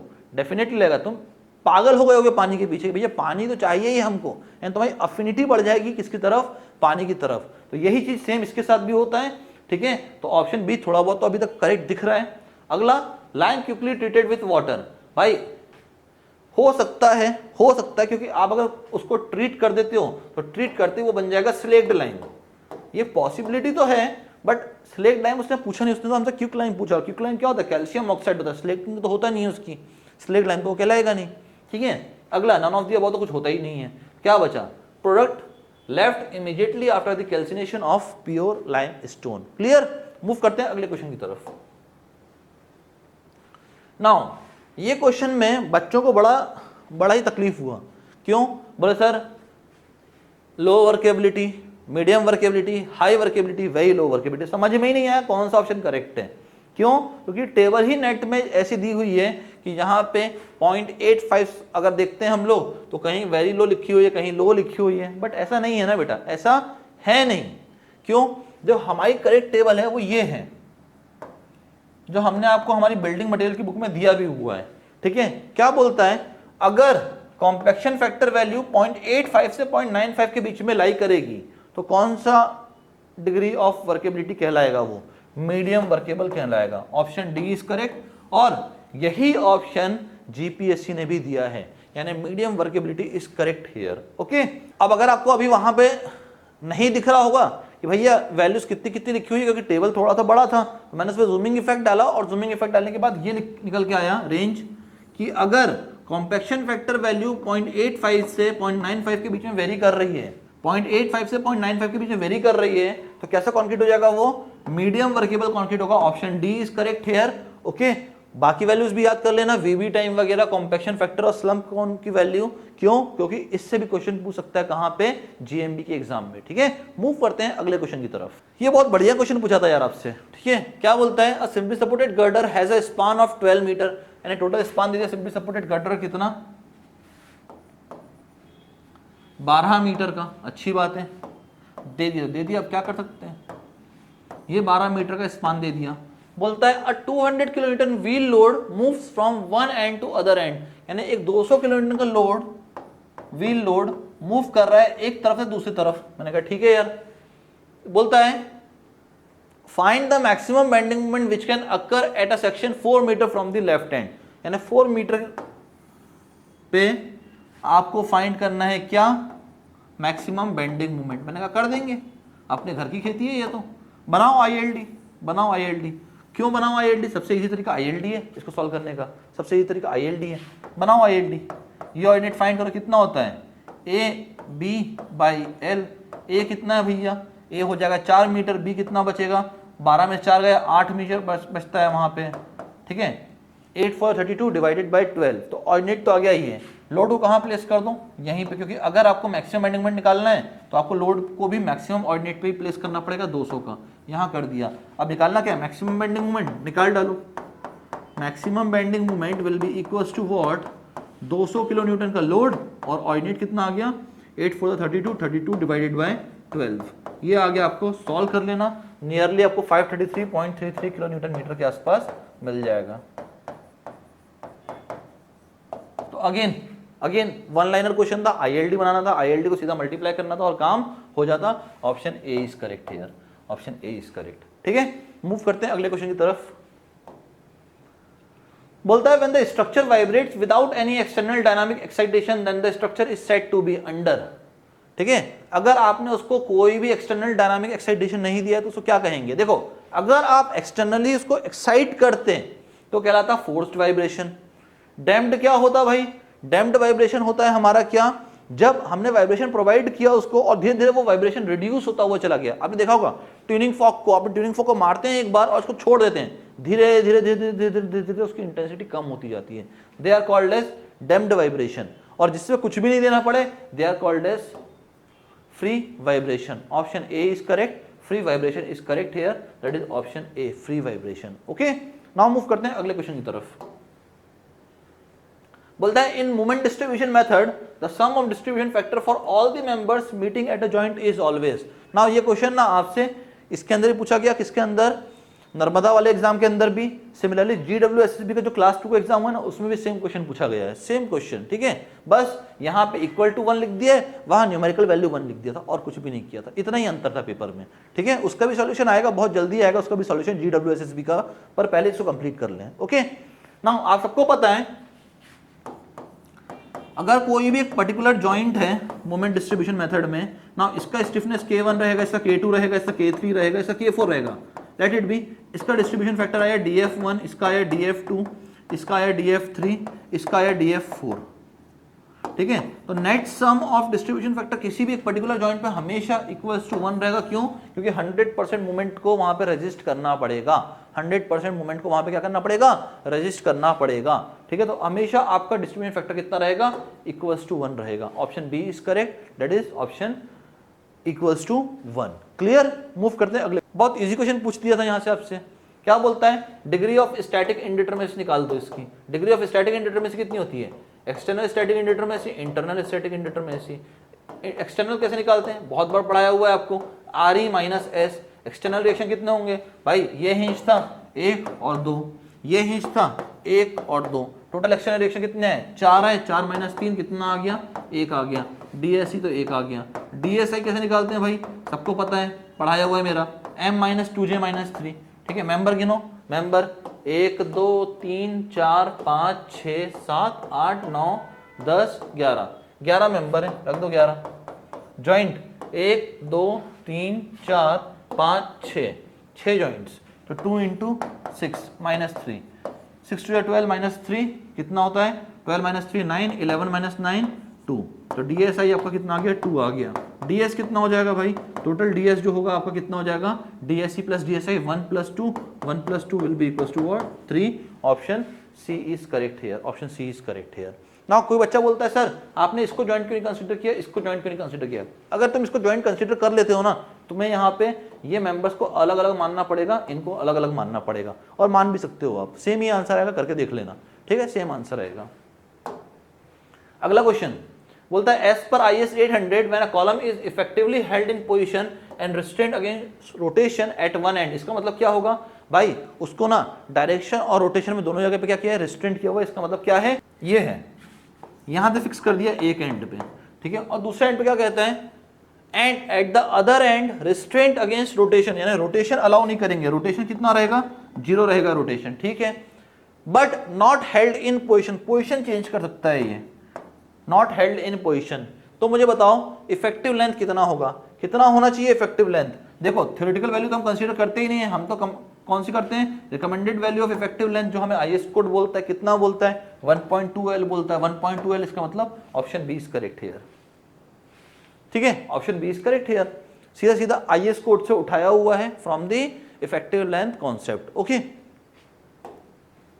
अगला बोलता था maximum deflection in steel beam should not exceed, should not exceed क्या क्या रेशियो दिया हुआ है, span upon 500, span upon 1000, span upon 100, span upon 325। Now just सुनिएगा, कभी भी डिफ्लेक्शन स्टील बीम होता है ना, तो वो कभी भी किससे ज्यादा एक्सीड नहीं कर सकता, स्पान अपॉन 325 से ज्यादा कभी भी एक्सीड कर ही नहीं सकता। इसलिए मैंने लिखा हुआ generally the maximum deflection for a beam shall not exceed span upon 325, यानी option D is correct here. सीधा डेटाबेस क्वेश्चन था, सीधा क्लॉज से उठाया हुआ क्वेश्चन है, तो ज्यादा दिमाग लगाने का है नहीं यहाँ पे। बोलता है the vertical stiffener and horizontal stiffener are used for plate girder bridge. ना जो प्लेट गर्डर ब्रिज में हम लोग हॉरिजॉन्टल और वर्टिकल स्टिफनर देते हैं, उसका काम क्या होता है, सबको पता है उसका काम क्या होता है, वेब बकलिंग से रोकने के लिए हम लोग उसको प्रोवाइड करते हैं, to prevent the web buckling. So option C is correct here. Moving to the next question. Now अगला क्वेश्चन क्या बोलता है, एज पर IS 800 1984 an angle section can be used as purlin. किसकी तरह यूज करना है, पर्लिन की तरह when slope of the roof is, now जब भी रूफ का स्लोप लेस देन 30 डिग्री होगा ना, तब आप एंगल सेक्शन को यूज करते हैं एज पर्लिन। तो कौन सा ऑप्शन करेक्ट है? Option B is correct, less than 30 degree. Okay, now अगला क्वेश्चन बोलता है the length of pipe is 500 metre and its diameter is 10 centimetre. If the diameter of an equivalent pipe is 20 centimetre then its length is. Now equivalent pipe का concept है, आप सबको पता है equivalent pipe का concept कैसा होता है, L equivalent upon D equivalent to the power 5 will be equals to L1 अपॉन D1 to the power 5 plus L2 upon D to the power 5 and so on. पर यहां पे तो हमको सिर्फ एक ही लेंथ दिया, एक ही हमको डायमीटर दिया हुआ है, कर लेते हैं यूज। L इक्विवेलेंट कितना हो जाएगा? L इक्विवेलेंट क्या करना है हमको? निकालना है क्या? यहाँ पे निकालना है, तो L इक्विवेलेंट निकालना है हमको। D इक्विवेलेंट कितना दिया हुआ है? डायमीटर कितना दिया हुआ है इक्विवेलेंट पाइप का? 20 सेंटीमीटर का दिया, तो 20 की पावर 5 इक्वल्स टू लेंथ 1 कितना दिया हुआ है? 500 मीटर दिया हुआ है, 500 मीटर हो गया, और डायमीटर कितना है? 10 टू द पावर 5। सॉल्व कर लीजिए, L इक्विवेलेंट मिलेगा आपको यहां से, कितना मिलता है? 500 इंटू, नाउ 2 की पावर 5 कितना होता है? 32, ठीक है, 2 की पावर 5 कितना? 32 into 10 to the power 5 upon 10 to the power 5। Now ये कैंसिल आउट करके एक दूसरे को मल्टीप्लाई कर लो, कितना आता है? लगभग 16,000 मीटर आ रहा है ये, ठीक है, कितना आ रहा है? L equivalent will be equals to what? 16,000 metre, that is the equivalent length of the pipe, और कितना होगा वो? Option A is correct, 16,000 metre. तो सिंपल सा इक्विवेलेंट पाइप का कॉन्सेप्ट था, आपको इसको इस्तेमाल कर लेना था, आंसर आ जाता वहां से। बोलता है pondage requirement in a hydro power plant includes the need to balance the varying demand, to compensate for wastage and spillage, to balance short time fluctuation in the flow. यानी अगर हम लोग पॉन्डेज बना रहे हैं कभी भी हाइड्रो पावर प्लांट में, तो उसको क्यों बनाया जाता है? ठीक है, क्या उसको वेरिंग डिमांड को बैलेंस करने के लिए बनाया जाता है? हाँ। क्या उसको वेस्टेज एंड स्पिलेज जितना भी हो रहा है उसको कंपनसेट करने के लिए बनाया जाता है? बिल्कुल सही है। क्या उसको शॉर्ट टाइम फ्लक्चुएशन को बैलेंस करने के लिए बनाया जाता है? बिल्कुल सही है। तो कौन सा ऑप्शन करेक्ट होगा? Option D is correct here, that is all of the above for this question. Okay, now अगला क्वेश्चन जो हमारे सामने है वो क्या बोलता है? When the HFL, that is the highest flood level of the drain, is sufficiently below the bottom of the canal so that the drainage water flows freely under gravity, the structure is known as। Now simple definition पूछा है, किसका है? Aqueduct का definition है। किसका definition है? Aqueduct का definition है। क्या कि when the HFL of the drain is sufficiently below the bottom of the canal so the drainage water flows freely under gravity, the structure is said to be aqueduct। Clear? Move करते हैं अगले question की तरफ। Now बड़ा easy question पूछा है बेटा अगला, क्या बोलता है? The margin between the maximum reservoir level and top of the dam is known as. यानी जो भी हमने कहां से कहां तक प्रोवाइड किया हुआ है बेटा, मैक्सिमम रिजर्वायर लेवल से टॉप ऑफ द डैम तक प्रोवाइड किया हुआ है, उस हिस्से को क्या कहा जाता है? तो उसको कहा जाता है फ्री बोर्ड। फ्री बोर्ड बोला जाता है उसको। ये हम लोग कहां पे देते हैं? टैंक्स वगैरह में भी देते हैं, डैम में भी देते हैं, हर जगह देते हैं इसको फ्री बोर्ड को। ठीक है, नाउ मूव करते हैं अगले क्वेश्चन की तरफ। The land is said to be waterlogged when। Now same का सेम क्वेश्चन किसमें आया? GWSSB में आया, थोड़ा सा मॉडिफाई कर दिया था, बट आंसर तो वही था। क्या? The soil pores in the root zone get saturated with water either by the actual water table or by its capillary fringe। Okay, तभी हम लोग क्या कहेंगे कि वो जो लैंड है वो क्या हो गई है? वाटरलॉग्ड हो गई है। तो सेम का सेम डी ऑप्शन, यही का यही ऑप्शन आपको GWSSB के पेपर में भी आया था, आप चेक कर सकते हैं। ओके, अगला क्वेश्चन जो पूछा गया था बेटा वो बहुत इजी क्वेश्चन था। क्या? The volume of water that can be extracted by force of gravity from a unit volume of aquifer material is called. यानी अगर आप वॉल्यूम ऑफ वाटर को एक्सट्रैक्ट कर रहे हो by means of force of gravity, कहां से? Unit volume of aquifer से, तो उसको क्या बोलते हैं? सिंपल सी डेफिनेशन, उसको क्या बोलते हैं? स्पेसिफिक यील्ड बोलते हैं। That is option B is correct here. Okay, option B is correct here, specific yield. Now move करते हैं अगले क्वेश्चन की तरफ। Now again very easy question, the first watering after the plants have grown a few centimeter high is usually called। देखो, थोड़ा सा plant कुछ centimetre उग चुका है, अब उसके बाद आपको उसके अंदर वाटरिंग करनी है, तो उस वाटरिंग को आप क्या कहोगे? तो उसको हम लोग क्या कहते हैं? कोर वाटरिंग कहते हैं। That's why option B is correct here. Okay, now अगला क्वेश्चन बेहद इजी क्वेश्चन, क्या बोलता है? A soil formation through which only seepage is possible being partly permeable and capable of giving insignificant yield is called. क्या होता है ये? एक्विटार्ड होता है। अगर आपने डेफिनेशन पढ़ा हो एक्विफर, एक्विटार्ड, एक्विक्लूड और एक्वीफ्यूज का, तो आपको पता होगा कि यहां पे क्या सही होगा, एक्विटार्ड सही होगा। क्लियर? मूव करते हैं अगले क्वेश्चन की तरफ। ना अगला क्वेश्चन क्या कहता है बेटा, the probable maximum flood is, probable maximum flood क्या होगा, an extremely large but physically possible flood in the region, यानी बहुत ज्यादा अमाउंट में फ्लड आ जाए एक पर्टिकुलर लोकेशन पे, एक पर्टिकुलर रीजन में, उसे ही क्या कहेंगे हम लोग, मैक्सिमम फ्लड कहते हैं। यानी option C is correct here. Okay, move करते हैं नेक्स्ट क्वेश्चन की तरफ। The turbidity in water is caused due to, ना टर्बिडिटी किस किस की वजह से होती है, सिल्ट की वजह से तो होती है, क्ले की वजह से भी होती है, और थोड़ा बहुत ऑर्गेनिक मैटर की वजह से भी होती है। तो all of the above is correct here. अगला, the suitable layout for a water distribution system for an irregularly grown town is, कई जगहों पर आपको यहां पे ग्रिड आयरन सिस्टम भी दिखता है, बट कभी भी आप उसको टिक मत करना। कभी भी अगर इररेगुलरली ग्रोन टाउन है, जहां पे इररेगुलर डेवलपमेंट हुआ है, कुछ तो भी डेवलपमेंट कर दिया गया है, जब पॉपुलेशन आई तो यहां घर बना दिया, फिर यहां पाइपलाइन डाल दी, कुछ भी बना दिया जब ऐसा, तो वहां पे सिर्फ एक ही सिस्टम काम का होता है, that is dead end system. तो क्वेश्चन क्या पूछा गया था, the suitable layout for a water supply distribution system for an irregularly grown town is dead end system. Clear? Now move करते हैं नेक्स्ट क्वेश्चन की तरफ। बोलता है air binding in rapid sand filter is encountered when, air binding rapid sand filter के अंदर कब होगी, कब होगी, when there is excessive negative head, यानी ऑप्शन ए इज करेक्ट। जब भी एक्सेसिव नेगेटिव हेड हो जाएगा तो वहां पे एयर बाइंडिंग फॉर्मेशन हो जाएगा। अगला, in house plumbing system the leakage of different pipe is tested by, now leakage कैसे कैसे टेस्ट कर सकते हो आप पाइप्स के अंदर, स्मोक टेस्ट करते हैं, वाटर टेस्ट करते हैं, एयर टेस्ट करते हैं, तो ऑल ऑफ द अबव भी करते हैं। कहा था मैंने ऑल ऑफ द अबव आए, आंख बंद करो लगा दो, सीधा आंसर।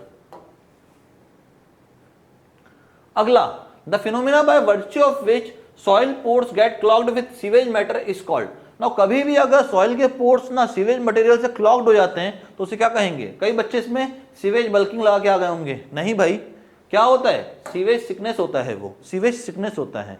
जब भी सॉइल के वॉइड्स आपके सीवेज के मटेरियल से फिल हो जाते हैं तो उसे हम लोग क्या कहते हैं, सीवेज सिकनेस कहेंगे उसको।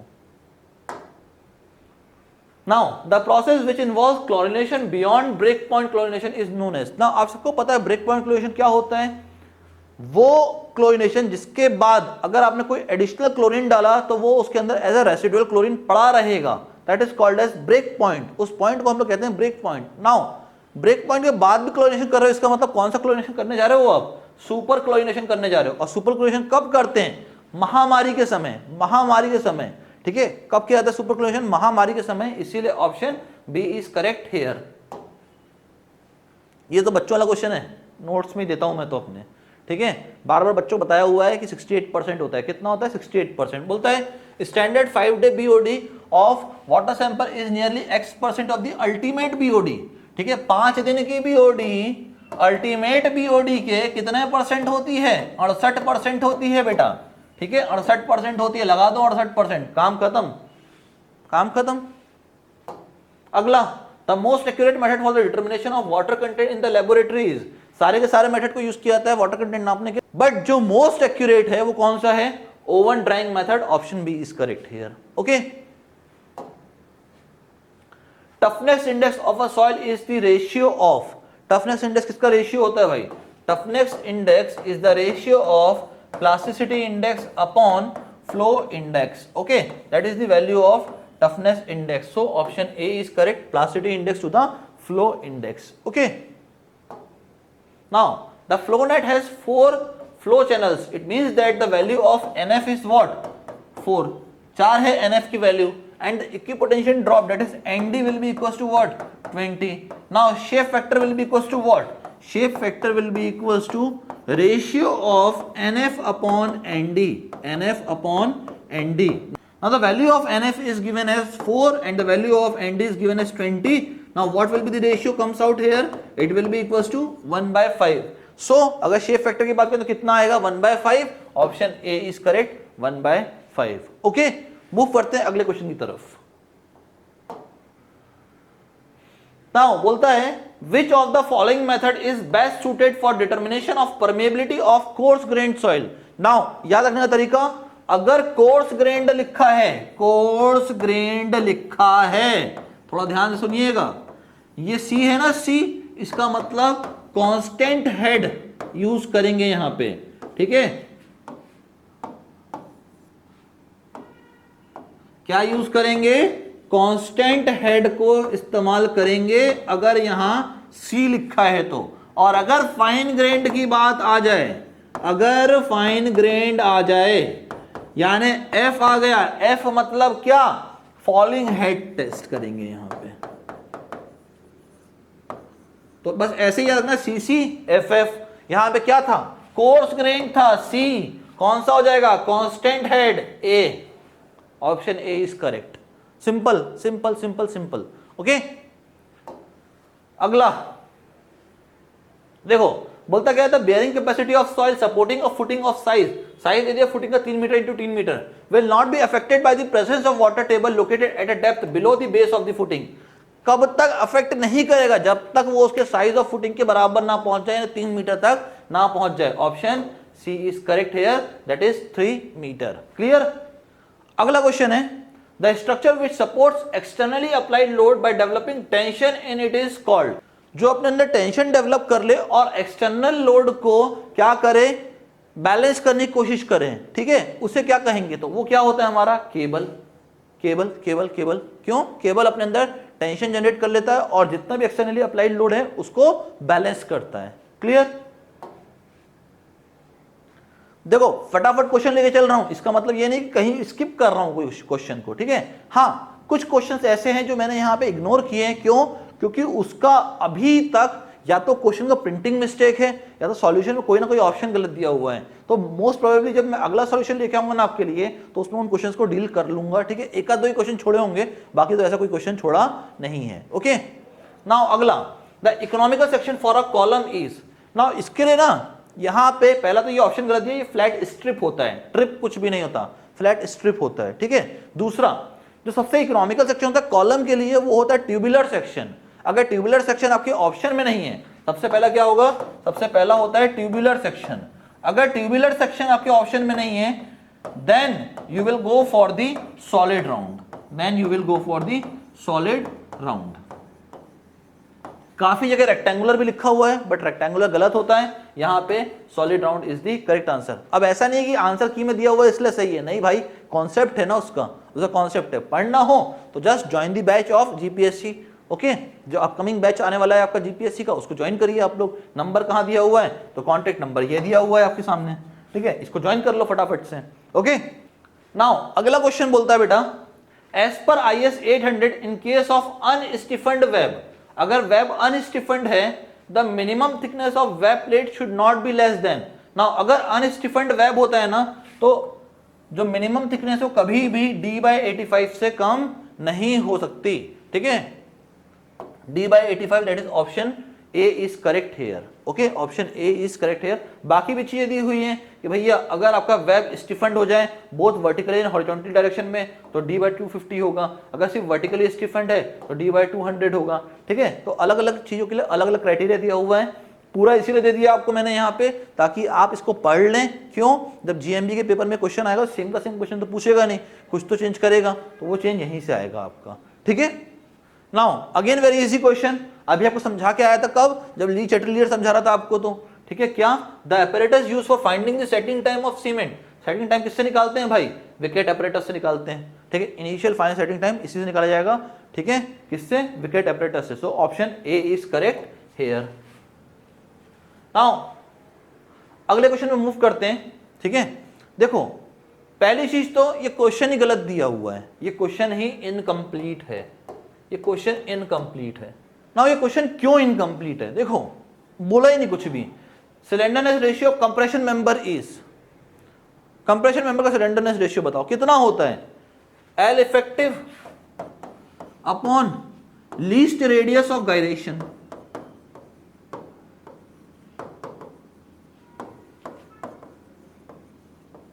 क्या ये ऑप्शन में है कहीं पे भी? नहीं, नहीं, तो प्रिंटिंग मिस्टेक। दूसरा, अगर मैं चला भी जाऊं इसमें मोस्ट करेक्टली देखने, तो slenderness ratio of compression member को किसके लिए किया जाएगा भाई? एक्सियल कंप्रेशन के लिए, क्योंकि कंप्रेशन मेंबर हमेशा किसके लिए डिजाइन किया जाता है? एक्सियल कंप्रेशन के लिए। और इनने आंसर क्या दिया है? इनने आंसर दिया है ऑप्शन सी, बेंडिंग। ठीक है, जो आंसर की है वो बेंडिंग दिया हुआ है। मुझे तो लगता है मेरे एंड से कि ये गलत है। क्यों गलत है? क्योंकि क्वेश्चन ही इनकम्प्लीट है। ठीक है, तो आपको यहाँ पे 1 मार्क्स पूरा पूरा ग्रांट हो सकता है। ठीक है, बट इसके लिए आपको वॉल्यूम रेस करना पड़ेगा अपना। ठीक है, आपको ही आवाज उठानी पड़ेगी, तब जाके ये 1 नंबर आपको मिल जाएगा, क्योंकि यहाँ पे बेंडिंग तो पॉसिबल है ही नहीं। ठीक है, आइदर अगर इस क्वेश्चन को थोड़ा बहुत सही भी मानते हैं तो कंप्रेशन जाएगा एक्सियल कंप्रेशन, और अगर ये क्वेश्चन सही नहीं है तो भैया 1 नंबर आपको मिलना ही है, क्योंकि इसकी वैल्यू इसके बराबर होनी चाहिए। ठीक है, ये वैल्यू यहाँ पे ये क्वेश्चन ही गलत दिया हुआ था आपको पेपर के अंदर। ठीक है, मूव करते हैं अगले क्वेश्चन की तरफ। अगेन इस क्वेश्चन में भी दिक्कत था यार। दिक्कत क्या था? अगर आपने क्वेश्चन को ध्यान से पढ़ा हो, the diameter of a bolt hole is taken as the nominal diameter of the bolt plus, अगर आपको होल डायमीटर निकालना है, होल डायमीटर तो कितना होता है? d प्लस 1.5 mm होता है और d प्लस 2 mm होता है। किसके लिए?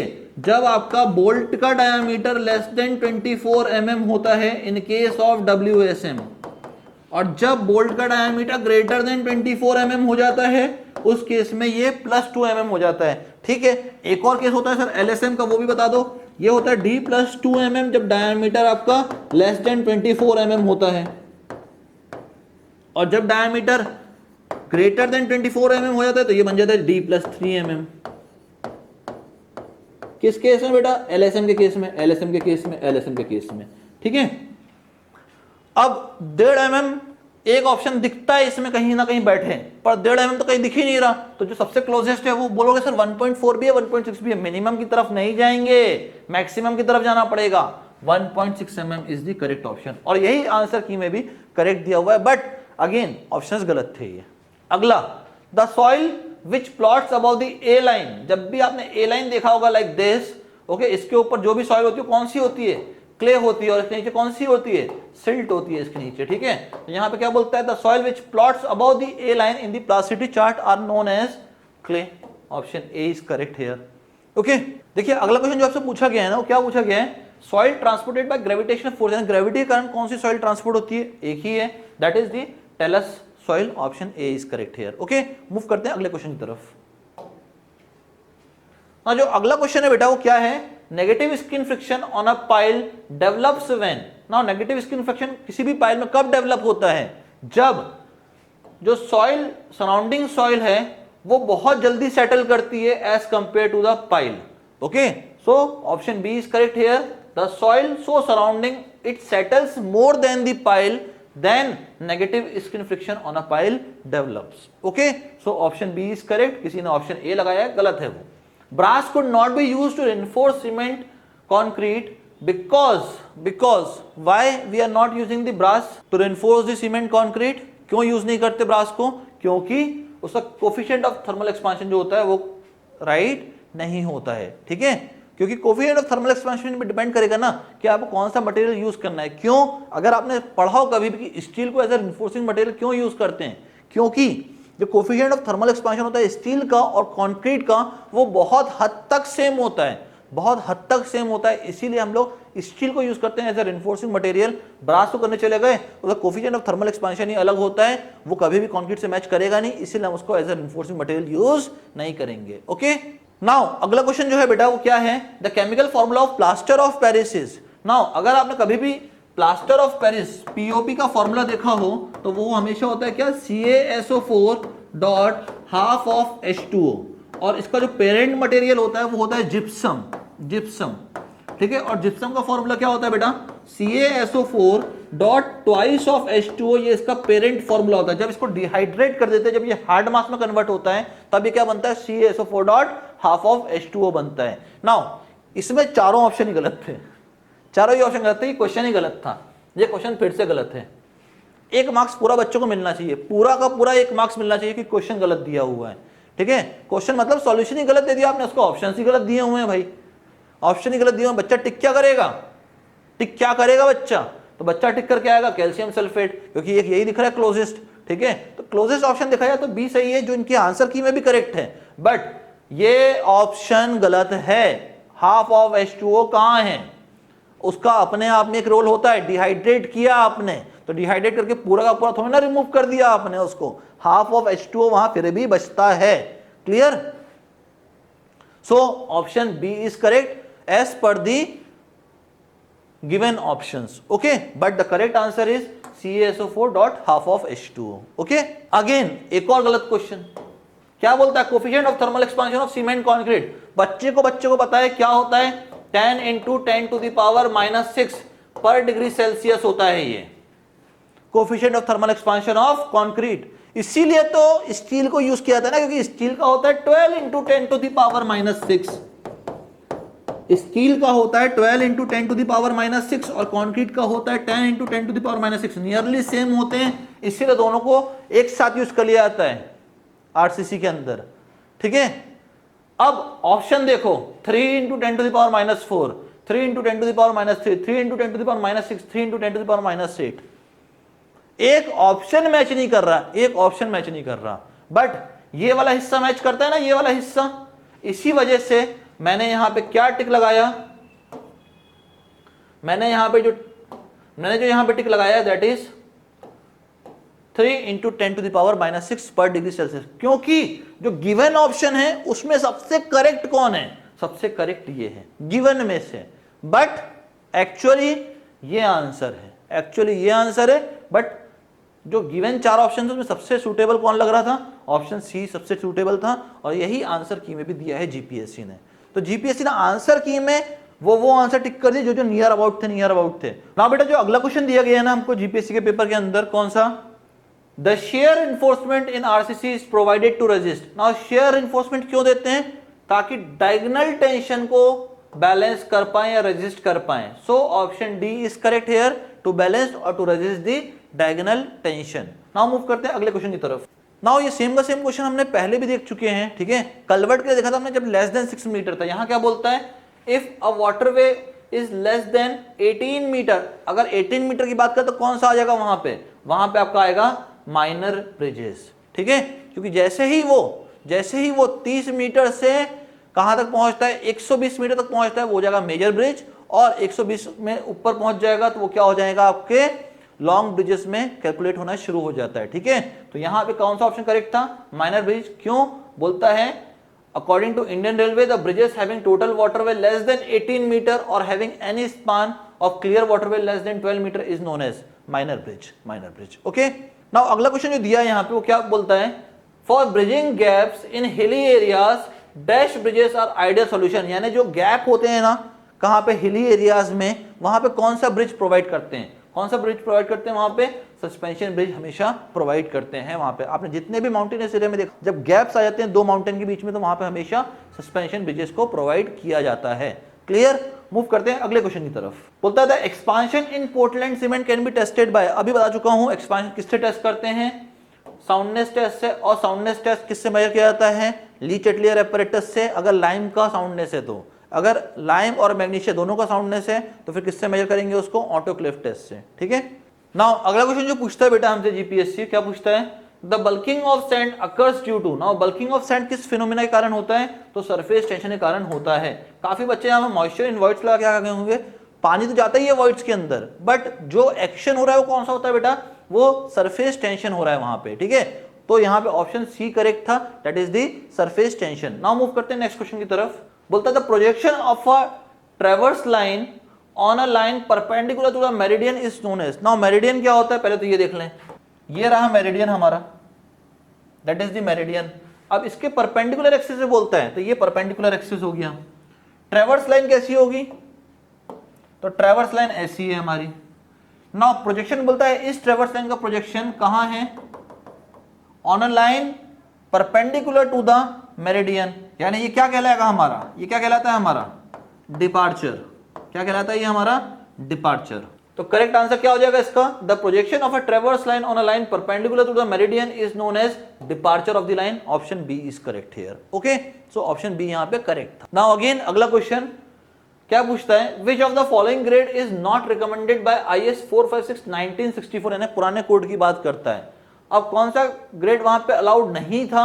ठीक है, M 550 वहां पे अलाउड नहीं था। ओके, नाउ बाकी सारे के सारे ग्रेड अलाउड थे सिवाय M550 के। तो इसने क्वेश्चन में यही पूछा था, which of the following grade is not recommended by IS 456 1964, it will be equals to M550। Clear. Now move करते हैं अगले क्वेश्चन की तरफ। नाउ अगला क्वेश्चन जो बोलता है बेटा, वो बोलता है partial factor of safety for steel structure is. Now steel structure के लिए पार्शियल फैक्टर ऑफ सेफ्टी कितना होता है? 1.15 होता है। ये हम पढ़ चुके हैं पहले भी। ओके, तो 1.15 is the correct answer for this question. Okay, option A is correct. Now अगला क्वेश्चन जो पूछता है बेटा हमसे, क्या पूछता है? Maximum permissible slenderness ratio of compression member which carry dead and super imposed load. यानी आपको स्लेंडरनेस रेशियो बताना है किसके लिए? कंप्रेशन मेंबर के लिए, जो कि dead and super imposed load दोनों ले रहा है। ये वाला पॉइंट पढ़िए। A member carrying compressive load resulting from dead load and imposed load is having slenderness ratio equals to 180। कौन सा ऑप्शन करेक्ट हो जाएगा? Option C is correct here, that is 180। बाकी सबके लिए भी दिया गया कि अगर टेंशन मेंबर भी यही सेम फिनोमेना में होता तो 180 होता स्लेंडरनेस रेशियो। ठीक है, और बाकी भी है कि अगर आपका कंप्रेसिव मेंबर विंड और अर्थ के लोडिंग में आता तो 250 हो जाता। ठीक है, और बाकी कंडीशंस भी यहाँ पे हैं, आप ये पढ़ के जाइएगा क्योंकि ये जीएमबी के एग्जाम में पूछ सकता है। ओके, नाउ मूव करते हैं अगले क्वेश्चन की तरफ। बोलता है a plate girder is. Now plate girder क्या होता है? एक बिल्ट अप बीम होती है। ठीक है, तो इसीलिए हमने ऑप्शन ए को टिक किया है। A plate girder is built up beam, और कुछ भी नहीं है। ठीक है, so option A is correct here. Now next one is the beam resting on purlin are known as. जो बीम पर्लिन पे रेस्ट करी उसको क्या कहते हैं? Rafter. Rafter. Okay, option B is correct here. The soil which plots about the A line in the plasticity chart are. कितने बार पूछेगा भाई सेम क्वेश्चन? क्ले होता है, क्ले। अभी बता के आया हूं कि ए लाइन के ऊपर जो प्लॉट करते हैं वो क्ले होता है, नीचे जो होता है वो सिल्ट होता है। ठीक है, अगला question, presence of bacteria in water causes. Bacteria की वजह से क्या होता है भाई? हार्डनेस होगी क्या? नहीं, वो तो कैल्शियम और मैग्नीशियम के सल्फेट क्लोराइड्स की वजह से होता है। एल्केनिटी होगी क्या? नहीं, वो किसकी वजह से होता है? OH नेगेटिव कार्बोनेट और बाइकार्बोनेट की वजह से होता है। बैड टेस्ट आएगा क्या? बिल्कुल भी नहीं। क्या होगा अगर बैक्टीरिया प्रेजेंट है पानी के अंदर? तो हम बीमार हो जाएंगे, हमें क्या हो जाएगी? डिसीजेस हो जाएंगे। तो option C is correct here. Okay, now move करते हैं नेक्स्ट क्वेश्चन की तरफ। बोलता है sinking fund method is a method of. Sinking fund method आपको क्यूएससी में पढ़ाया हुआ है मैंने। कौन सा मेथड होता है? डेप्रिसिएशन कैलकुलेट करने का मेथड होता है। ठीक है, so option A is correct here, that is depreciation. Now again एक और क्वेश्चन आ गया, इसमें ऑल ऑफ द अबव दिया हुआ है। पहले टिक कर दो, पहले ही टिक कर दो। क्यों? हो गई वो, जब दिया है ऑल ऑफ द अबव। तो क्या बोलते हैं? The objective of sustainable development is. Sustainable development का ऑब्जेक्टिव क्या है? Reviving growth. सही है यार। Reorientation of technology and managing risk. Correct है। Conserving and enhancing the resource base. Correct है। All of the above correct है। Option D is correct here. Okay, मैंने क्या क्या रखा हुआ, जहां पे भी ऑल ऑफ द अबव आए आंख बंद करो, लगा दो, 99% टाइम सही होगा। ना बोलता है two primary air pollutants are. अब एयर पोल्यूटेंट में प्राइमरी कौन से होते हैं, सेकेंडरी कौन से होते हैं? प्राइमरी वो जो डायरेक्टली अगर सोर्स से एमिट हो रहे हैं ना, तो वो एयर को पॉल्यूट कर दें या एटमॉस्फेयर को पॉल्यूट करें, they are called as primary air pollutant. जैसे NO2 हो गया, SO2 हो गया। ठीक है, they are the primary air pollutant. Secondary कौन होते हैं? जो एटमॉस्फेयर में जाके मिक्स होते हैं और फिर वो एज अ नया एयर पोल्यूटेंट बनते हैं। कौन कौन कौन? H2SO4, HNO3। ठीक है, ये सब क्या है? सेकेंडरी एयर पोल्यूटेंट में काउंट होते हैं। तो क्या होगा यहाँ पे? Sulphur dioxide SO2, okay, sulphur oxide sorry SO2 and hydrocarbon. Hydrocarbon कहां से निकलते हैं? सीधा व्हीकल से निकल जाते हैं। ठीक है, so option A is correct here, that is sulphur oxide and hydrocarbons. Clear. Now move करते हैं अगले क्वेश्चन की तरफ। Non disposal of solid waste में कॉज।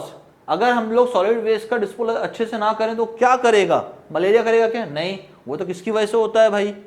किसकी वजह से होता है? मच्छर की वजह से होता है। डिजेंट्री किसकी वजह से होता है? अमेबिक प्रोटोजोआ के कारण होता है डिजेंट्री। ठीक है, प्लेग क्या सॉलिड वेस्ट की वजह से होता है क्या? बिल्कुल भी नहीं। क्या हो सकता है? टाइफाइड। टाइफाइड किसकी वजह से होता है? Salmonella typhi. किसकी वजह से होता है? Salmonella typhi. और वो कहां से पैदा होंगे? जब आप डिस्पोजल ऑफ सॉलिड वेस्ट ढंग से नहीं करोगे तो क्या हो जाएगा? टाइफाइड हो जाएगा आपको। ठीक है, that is option B is correct here. Okay, now अगला क्वेश्चन बहुत इजी क्वेश्चन आया था। तब बोलता है द लाइन और plane passing through the geographical north pole. Now geographical north pole बच्चों को समझ में नहीं आया। देखिए, दो टाइप के हमारे पास मेरिडियन होते हैं। एक होता है हमारे पास मैग्नेटिक मेरिडियन, मैग्नेटिक मेरिडियन एक होता है हमारे पास, और एक होता है हमारे पास ट्रू मेरिडियन। और ट्रू मेरिडियन को ही कहते हैं हम लोग क्या? Geographical meridian also, geographical meridian also. Now क्या बोलता है यहाँ पे क्वेश्चन में, बोलता है द लाइन और plane passing through the geographical north pole, geographical south pole and any point on the surface of the earth is known as क्या, true meridian, true meridian every time, okay, true meridian ही कहेंगे उसको, clear. अगला, the precipitation which is caused by lifting of an air mass due to pressure difference. Now pressure difference कह रहा है, जब भी प्रेशर डिफरेंस आएगा तो आपका साइक्लोनिक प्रेसिपिटेशन हो जाएगा। हाँ, अगर टेम्परेचर डिफरेंस कह देता तो कन्वेक्टिव प्रेसिपिटेशन बन जाता, ठीक है। तो cyclonic precipitation is the correct answer for this question, okay. Now अगला question, which of this is not a minor method of disinfection of water, ठीक है। कौन सा डिसइंफेक्शन ऑफ वाटर की टेक्निक नहीं है, एक्सेस लाइन में तो करते ही पीएच बढ़ा देते हैं पानी का और पानी साफ हो जाता है हमारा, ठीक है। फिर आयोडीन एंड ब्रोमीन भी डालते ही डालते हैं, पोटेशियम परमैंगनेट गांव एरिया में करते ही करते हैं, लाल दवा बोलते हैं जिसको। ट्रीटमेंट विद एल्यूमिनियम पाउडर कुछ नहीं होता, ठीक है। एल्यूमिनियम पाउडर से हम लोग कभी भी ट्रीट नहीं करते हैं पानी को, ठीक है, फॉर डिसइंफेक्शन के लिए। तो option D is correct here, that is treatment with aluminium powder. This is not a minor method of disinfection of water, clear. Now total dissolve solid of the swimming pool should not exceed. Now total dissolve solid की जो range होती है, ठीक है, desirable होती है 500 milligram per litre की, ठीक है, परमिसिबल होती है 2000 मिलीग्राम पर लीटर की, और जो स्विमिंग पूल में रिक्वायर्ड होता है पानी उसकी जो लिमिट होती है that is 1500 milligram per litre. So TDS की लिमिट किसके लिए, जो स्विमिंग पूल में पानी यूज करें कितनी हो जाएगी, 1500 milligram per litre. So option B is correct here. Now अगला question, the following loss not occur in pre tensioning of concrete, ठीक है। क्या क्या है, relaxation of stress in steel, shrinkage of concrete, friction, creep of concrete. Friction, friction, relaxation of steel तो होता ही है, shrinkage of concrete भी होता है, क्रीप ऑफ कॉन्क्रीट भी होता है, फ्रिक्शन ही नहीं होता। तो बोला था क्या, the following laws does not occur in pre tensioning of concrete, कौन होता है, फ्रिक्शन अकेला नहीं होता वहां पे, ओके। अगला क्वेश्चन जो है बेटा वो क्या है, a soil sample has a porosity of 40%, यानी पोरोसिटी 40% की देता है आपको, ईटा 40% दे दिया है, ठीक है। स्पेसिफिक ग्रेविटी 2.7 देता है, इसको कोई यूज ही नहीं है, वॉइड रेशियो मांगता है। वॉइड रेशियो क्या होता है, पोरोसिटी अपॉन 1 माइनस पोरोसिटी, ठीक है। 40% यानी 0.4 upon 1 minus 0.4, it will be equal to what, 0.4 divided by 0.6। When you solve this value you will get कितना मिलेगा आपको, 0.667 मिलेगा, यानी 66.7% मिल जाएगा आपको, 0.667। सो कौन सा ऑप्शन करेक्ट है, option A is correct here, that is 0.667, okay, that is the void ratio value, okay. Now move करते हैं अगले क्वेश्चन की तरफ।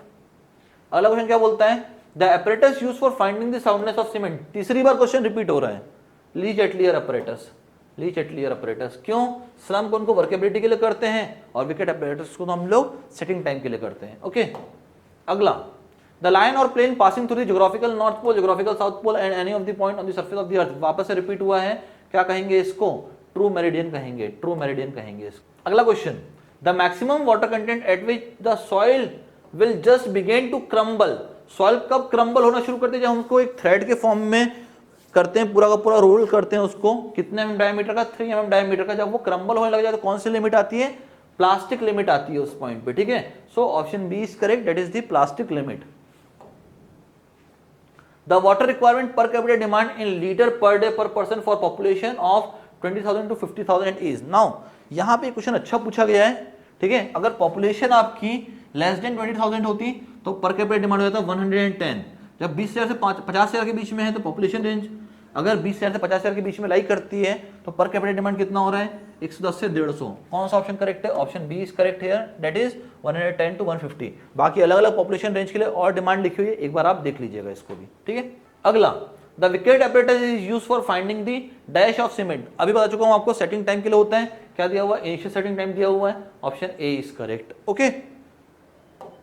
अगला, a soil sample having a porosity of 40%, specific gravity this, calculate the void ratio.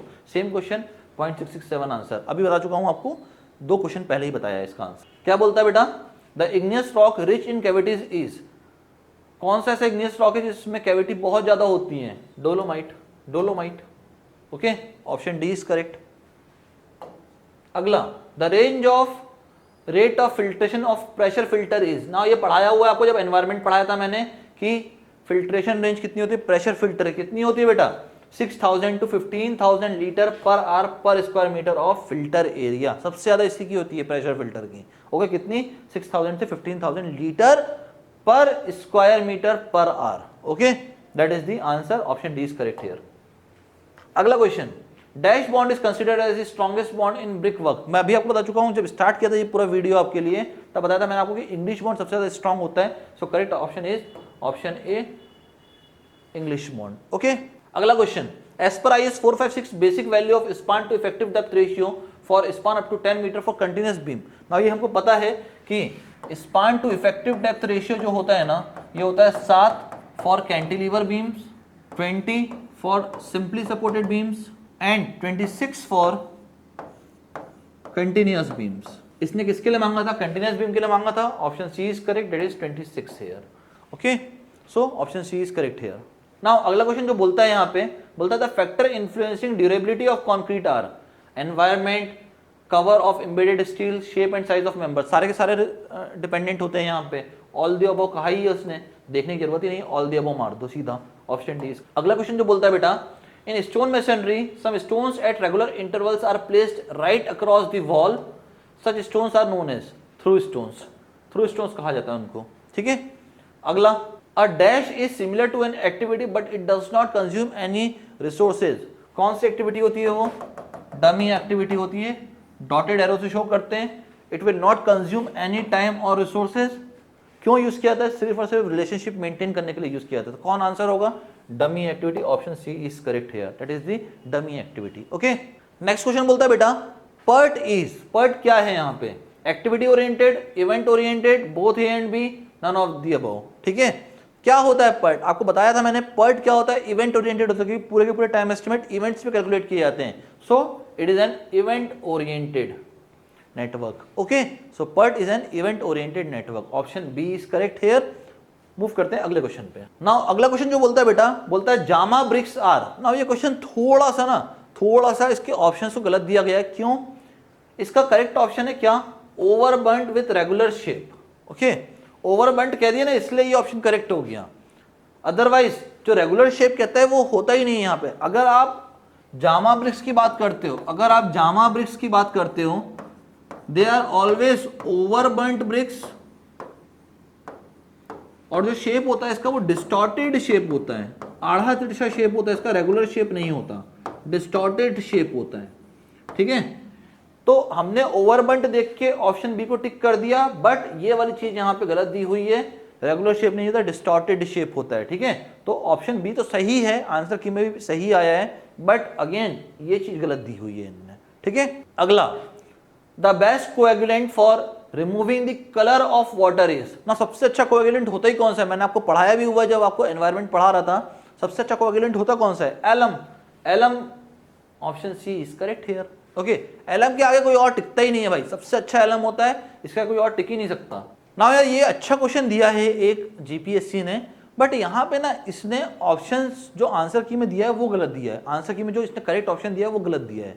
ठीक है, बाकी आपको क्या लगता है वो आप कमेंट बॉक्स में बताना, बट जितना मैंने अभी तक एनवायरमेंट बच्चों को पढ़ाया और जितना मेरा एक्सपीरियंस है उससे मुझे चीज समझ में आती है कि इसका ऑप्शन जो दिया गया आंसर की में वो गलत दिया गया है। क्या बोलता है? The amount of oxygen consumed by aerobic bacteria which cause the aerobic biological decomposition of sewage is known as। Now कभी भी अगर बैक्टीरिया को ऑक्सीजन डिमांड कंज्यूम करना है किसके लिए?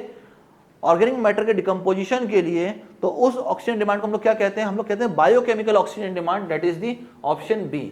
बट यहां इसने ऑप्शन में क्या दिया? Dissolved oxygen. डिसॉल्व्ड ऑक्सीजन तो क्या होता है? फ्री ऑक्सीजन जो पड़ा हुआ है पानी के अंदर, वो कभी भी हम लोग ऐसे काउंट नहीं करते कि वो ऑक्सीजन को बैक्टीरिया कंज्यूम करेगा। नहीं, अगर बैक्टीरिया अपनी ऑक्सीजन डिमांड देता है for the decomposition of organic matter, वो हमेशा क्या कहलाएगा? Biochemical oxygen demand, that is BOD. मुझे जहां तक लगता है ऑप्शन बी करेक्ट होगा यहाँ पे, और 98 से 99% चांसेस है कि बीओडी ही करेक्ट है यहाँ पे। ठीक है, तो आप इस क्वेश्चन के लिए भी अपना वॉल्यूम रेज कर सकते हैं। ठीक है, अगेन इसका जो आंसर दिया हुआ है वो गलत दिया हुआ है, आंसर की में ऑप्शन ए दिया गया है, but the best suitable answer from these options are biochemical oxygen demand, क्योंकि बीओडी दिया है यहाँ पे। हाँ, एक बार बीओडी नहीं देता ना तो हम डिसॉल्व ऑक्सीजन को जरूर टिक करते हैं, बट बीओडी दिया है यहाँ पे तो उसको ही टिक करना पड़ेगा। Okay, if T nought, TP and TM are the optimistic, pessimistic and most likely time estimates of an activity respectively, the expected time T of the activity is. Now किसी एक्टिविटी का अगर आपको टी नॉट दे दिया है, TM दे दिया है और टीपी दे दिया है और बोलता है एक्टिविटी का ड्यूरेशन बताओ टीई, कितना होगा बेटा? ये तो आपने बचपन से सॉल्व करते आ रहे हो, बचपन का प्यार है आपका। क्या?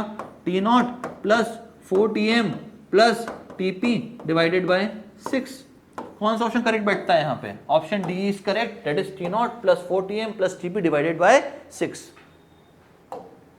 अगला, bar chart are considered to be suitable for. Now bar chart क्या होता है?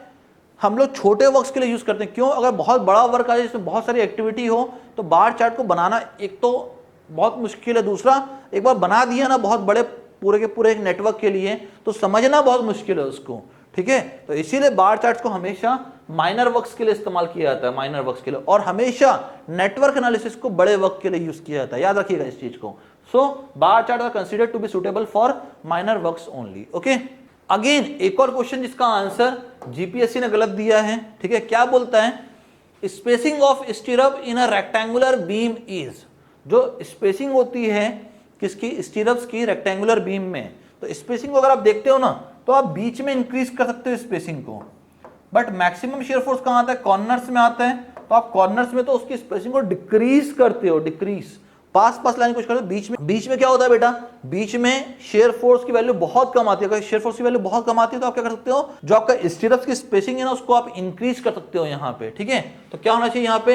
Increased at the centre of the beam, ये करेक्ट ऑप्शन है। बट जीपीएससी ने क्या आंसर की दिया हुआ है? Increased at the end. कभी नहीं होता, कभी भी आप स्पेसिंग को इंक्रीज नहीं कर सकते एंड्स पे। क्यों? क्योंकि एंड्स पे शेयर फोर्स मैक्सिमम आता है, वहां पे आप कभी भी उसको इंक्रीज नहीं करते इन केस ऑफ बीम। तो यहाँ पे इंक्रीज कहां होगा? सिर्फ सेंट्रल पोर्शन में आप स्पेसिंग को इंक्रीज कर सकते हो स्टीरअप्स की। सो correct option is option A, increase at the centre of the beam. Clear? बोलता है the approximate calcium oxide composition of limits of ordinary Portland cement is. तो ऑर्डिनरी पोर्टलैंड सीमेंट के लिए कैल्शियम ऑक्साइड कितना हो जाएगा? 60 to 67%। आपने पढ़ा ही होगा, जब आपको बिल्डिंग मटेरियल पढ़ाया गया था तो वहां पे पढ़ाया गया था कि ऑर्डिनरी पोर्टलैंड सीमेंट में कैल्शियम ऑक्साइड कितना होता है? 60 से 67% के आसपास, ठीक है? क्योंकि अगर हम जनरली देखते हैं तो कितना होता है? 62% के आसपास होता है। किस रेंज में लाई करेगा? 60 से 67% के बीच में लाई करता है। So option A is correct here. Now अगला क्वेश्चन जो दिया है बेटा जीपीएससी ने, क्या बोलता है? The water stored in the reservoir below the minimum pool level is called dead storage. उसको हम लोग क्या कहते हैं? डेड स्टोरेज कहते हैं। जो मिनिमम पूल लेवल से भी नीचे वाटर स्टोर किया जाता है, दैट इज कॉल्ड एज क्या? Dead storage. ओके, अगला, the moment of inertia of rectangular section of width B and depth D. कौन सा साइड काट रहा है? About an axis through CG, CG से पास हो रहा है, ऐसा सीजी से पास हो रहा है। तो किसको काट रहा है? डेप्थ को काट रहा है। डेप्थ को काट रहा है तो क्या हो जाएगा? BD cube by 12। Okay, so option C is correct, BD cube by 12। Okay, now if m, I, r, e, f and y are the bending moment, moment of inertia, radius of curvature, modulus of elasticity, stress and the depth of neutral axis at section, then which of this is correct? Okay, ये बताना था। तो आपने पढ़ा ही होगा m by y is equals to sigma by y is equals to e by r।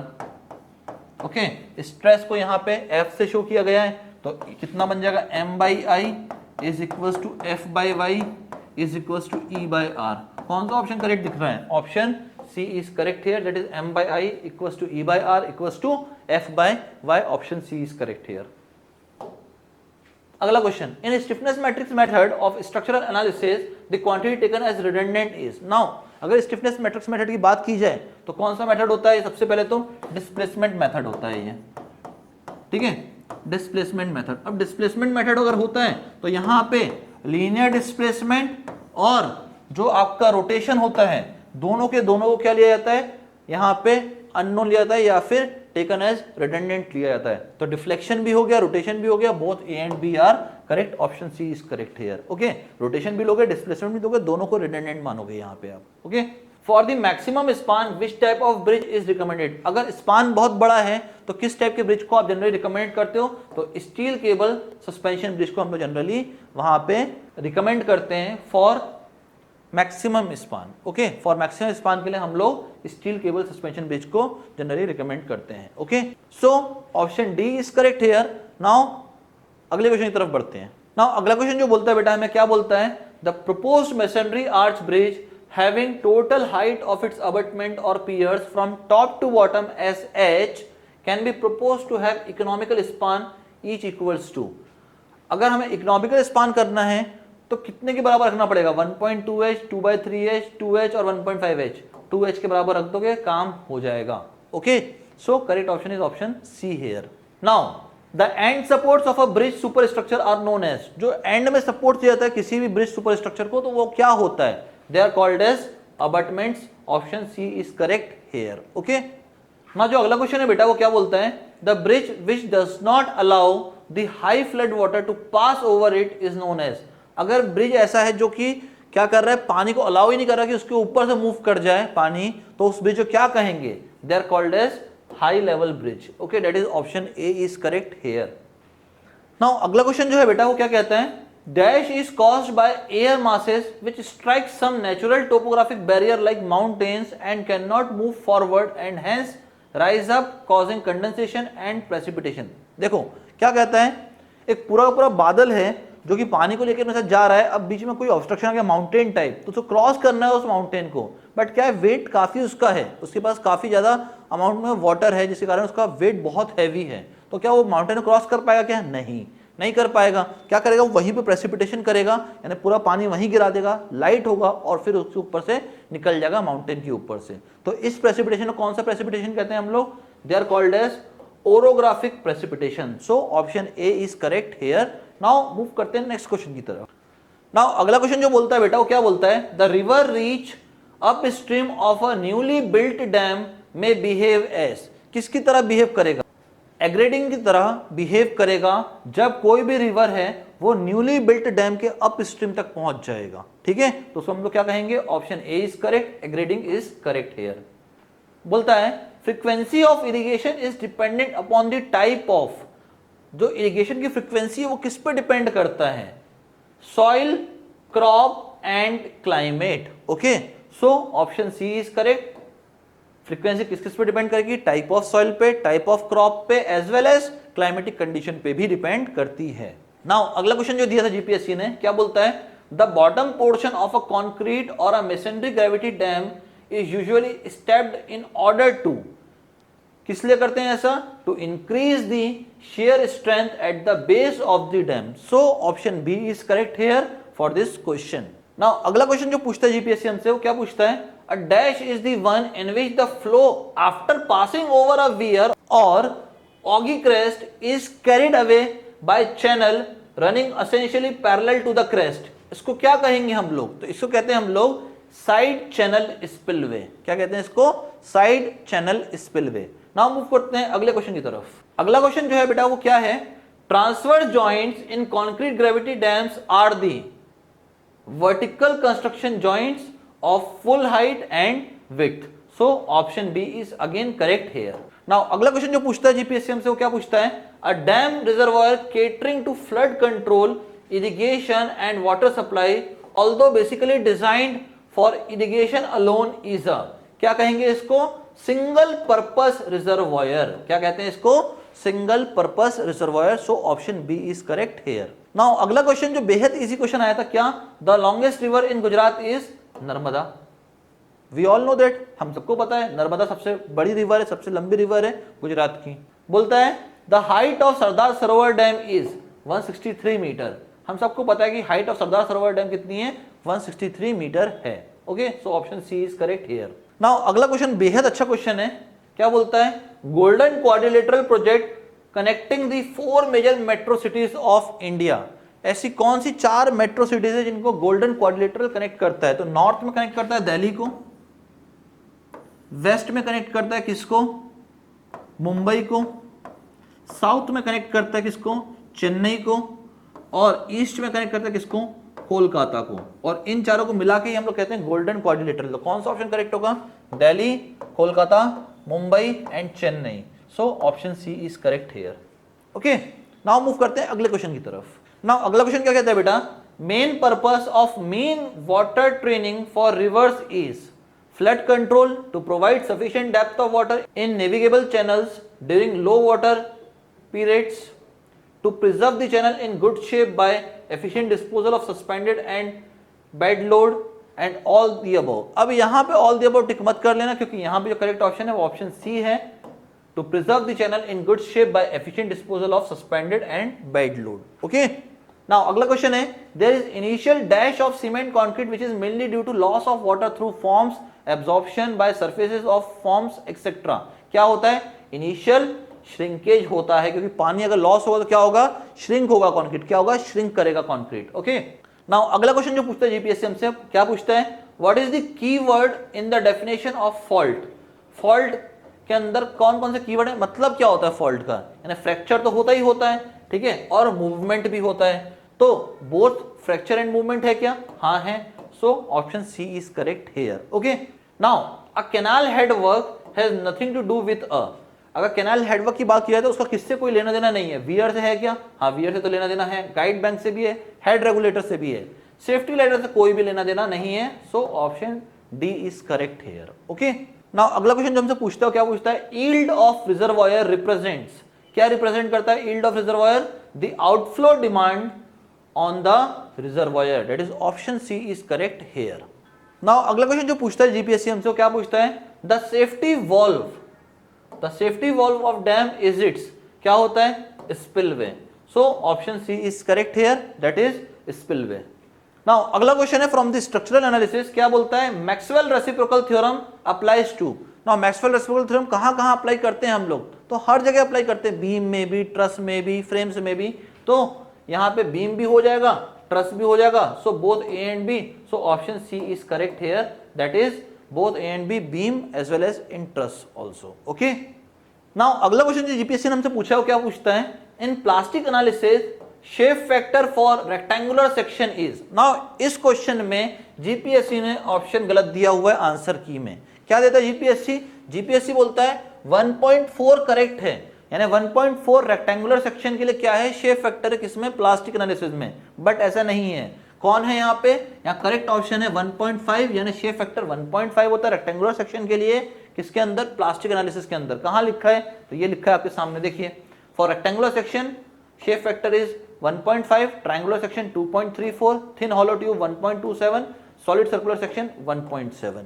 So correct option is option B.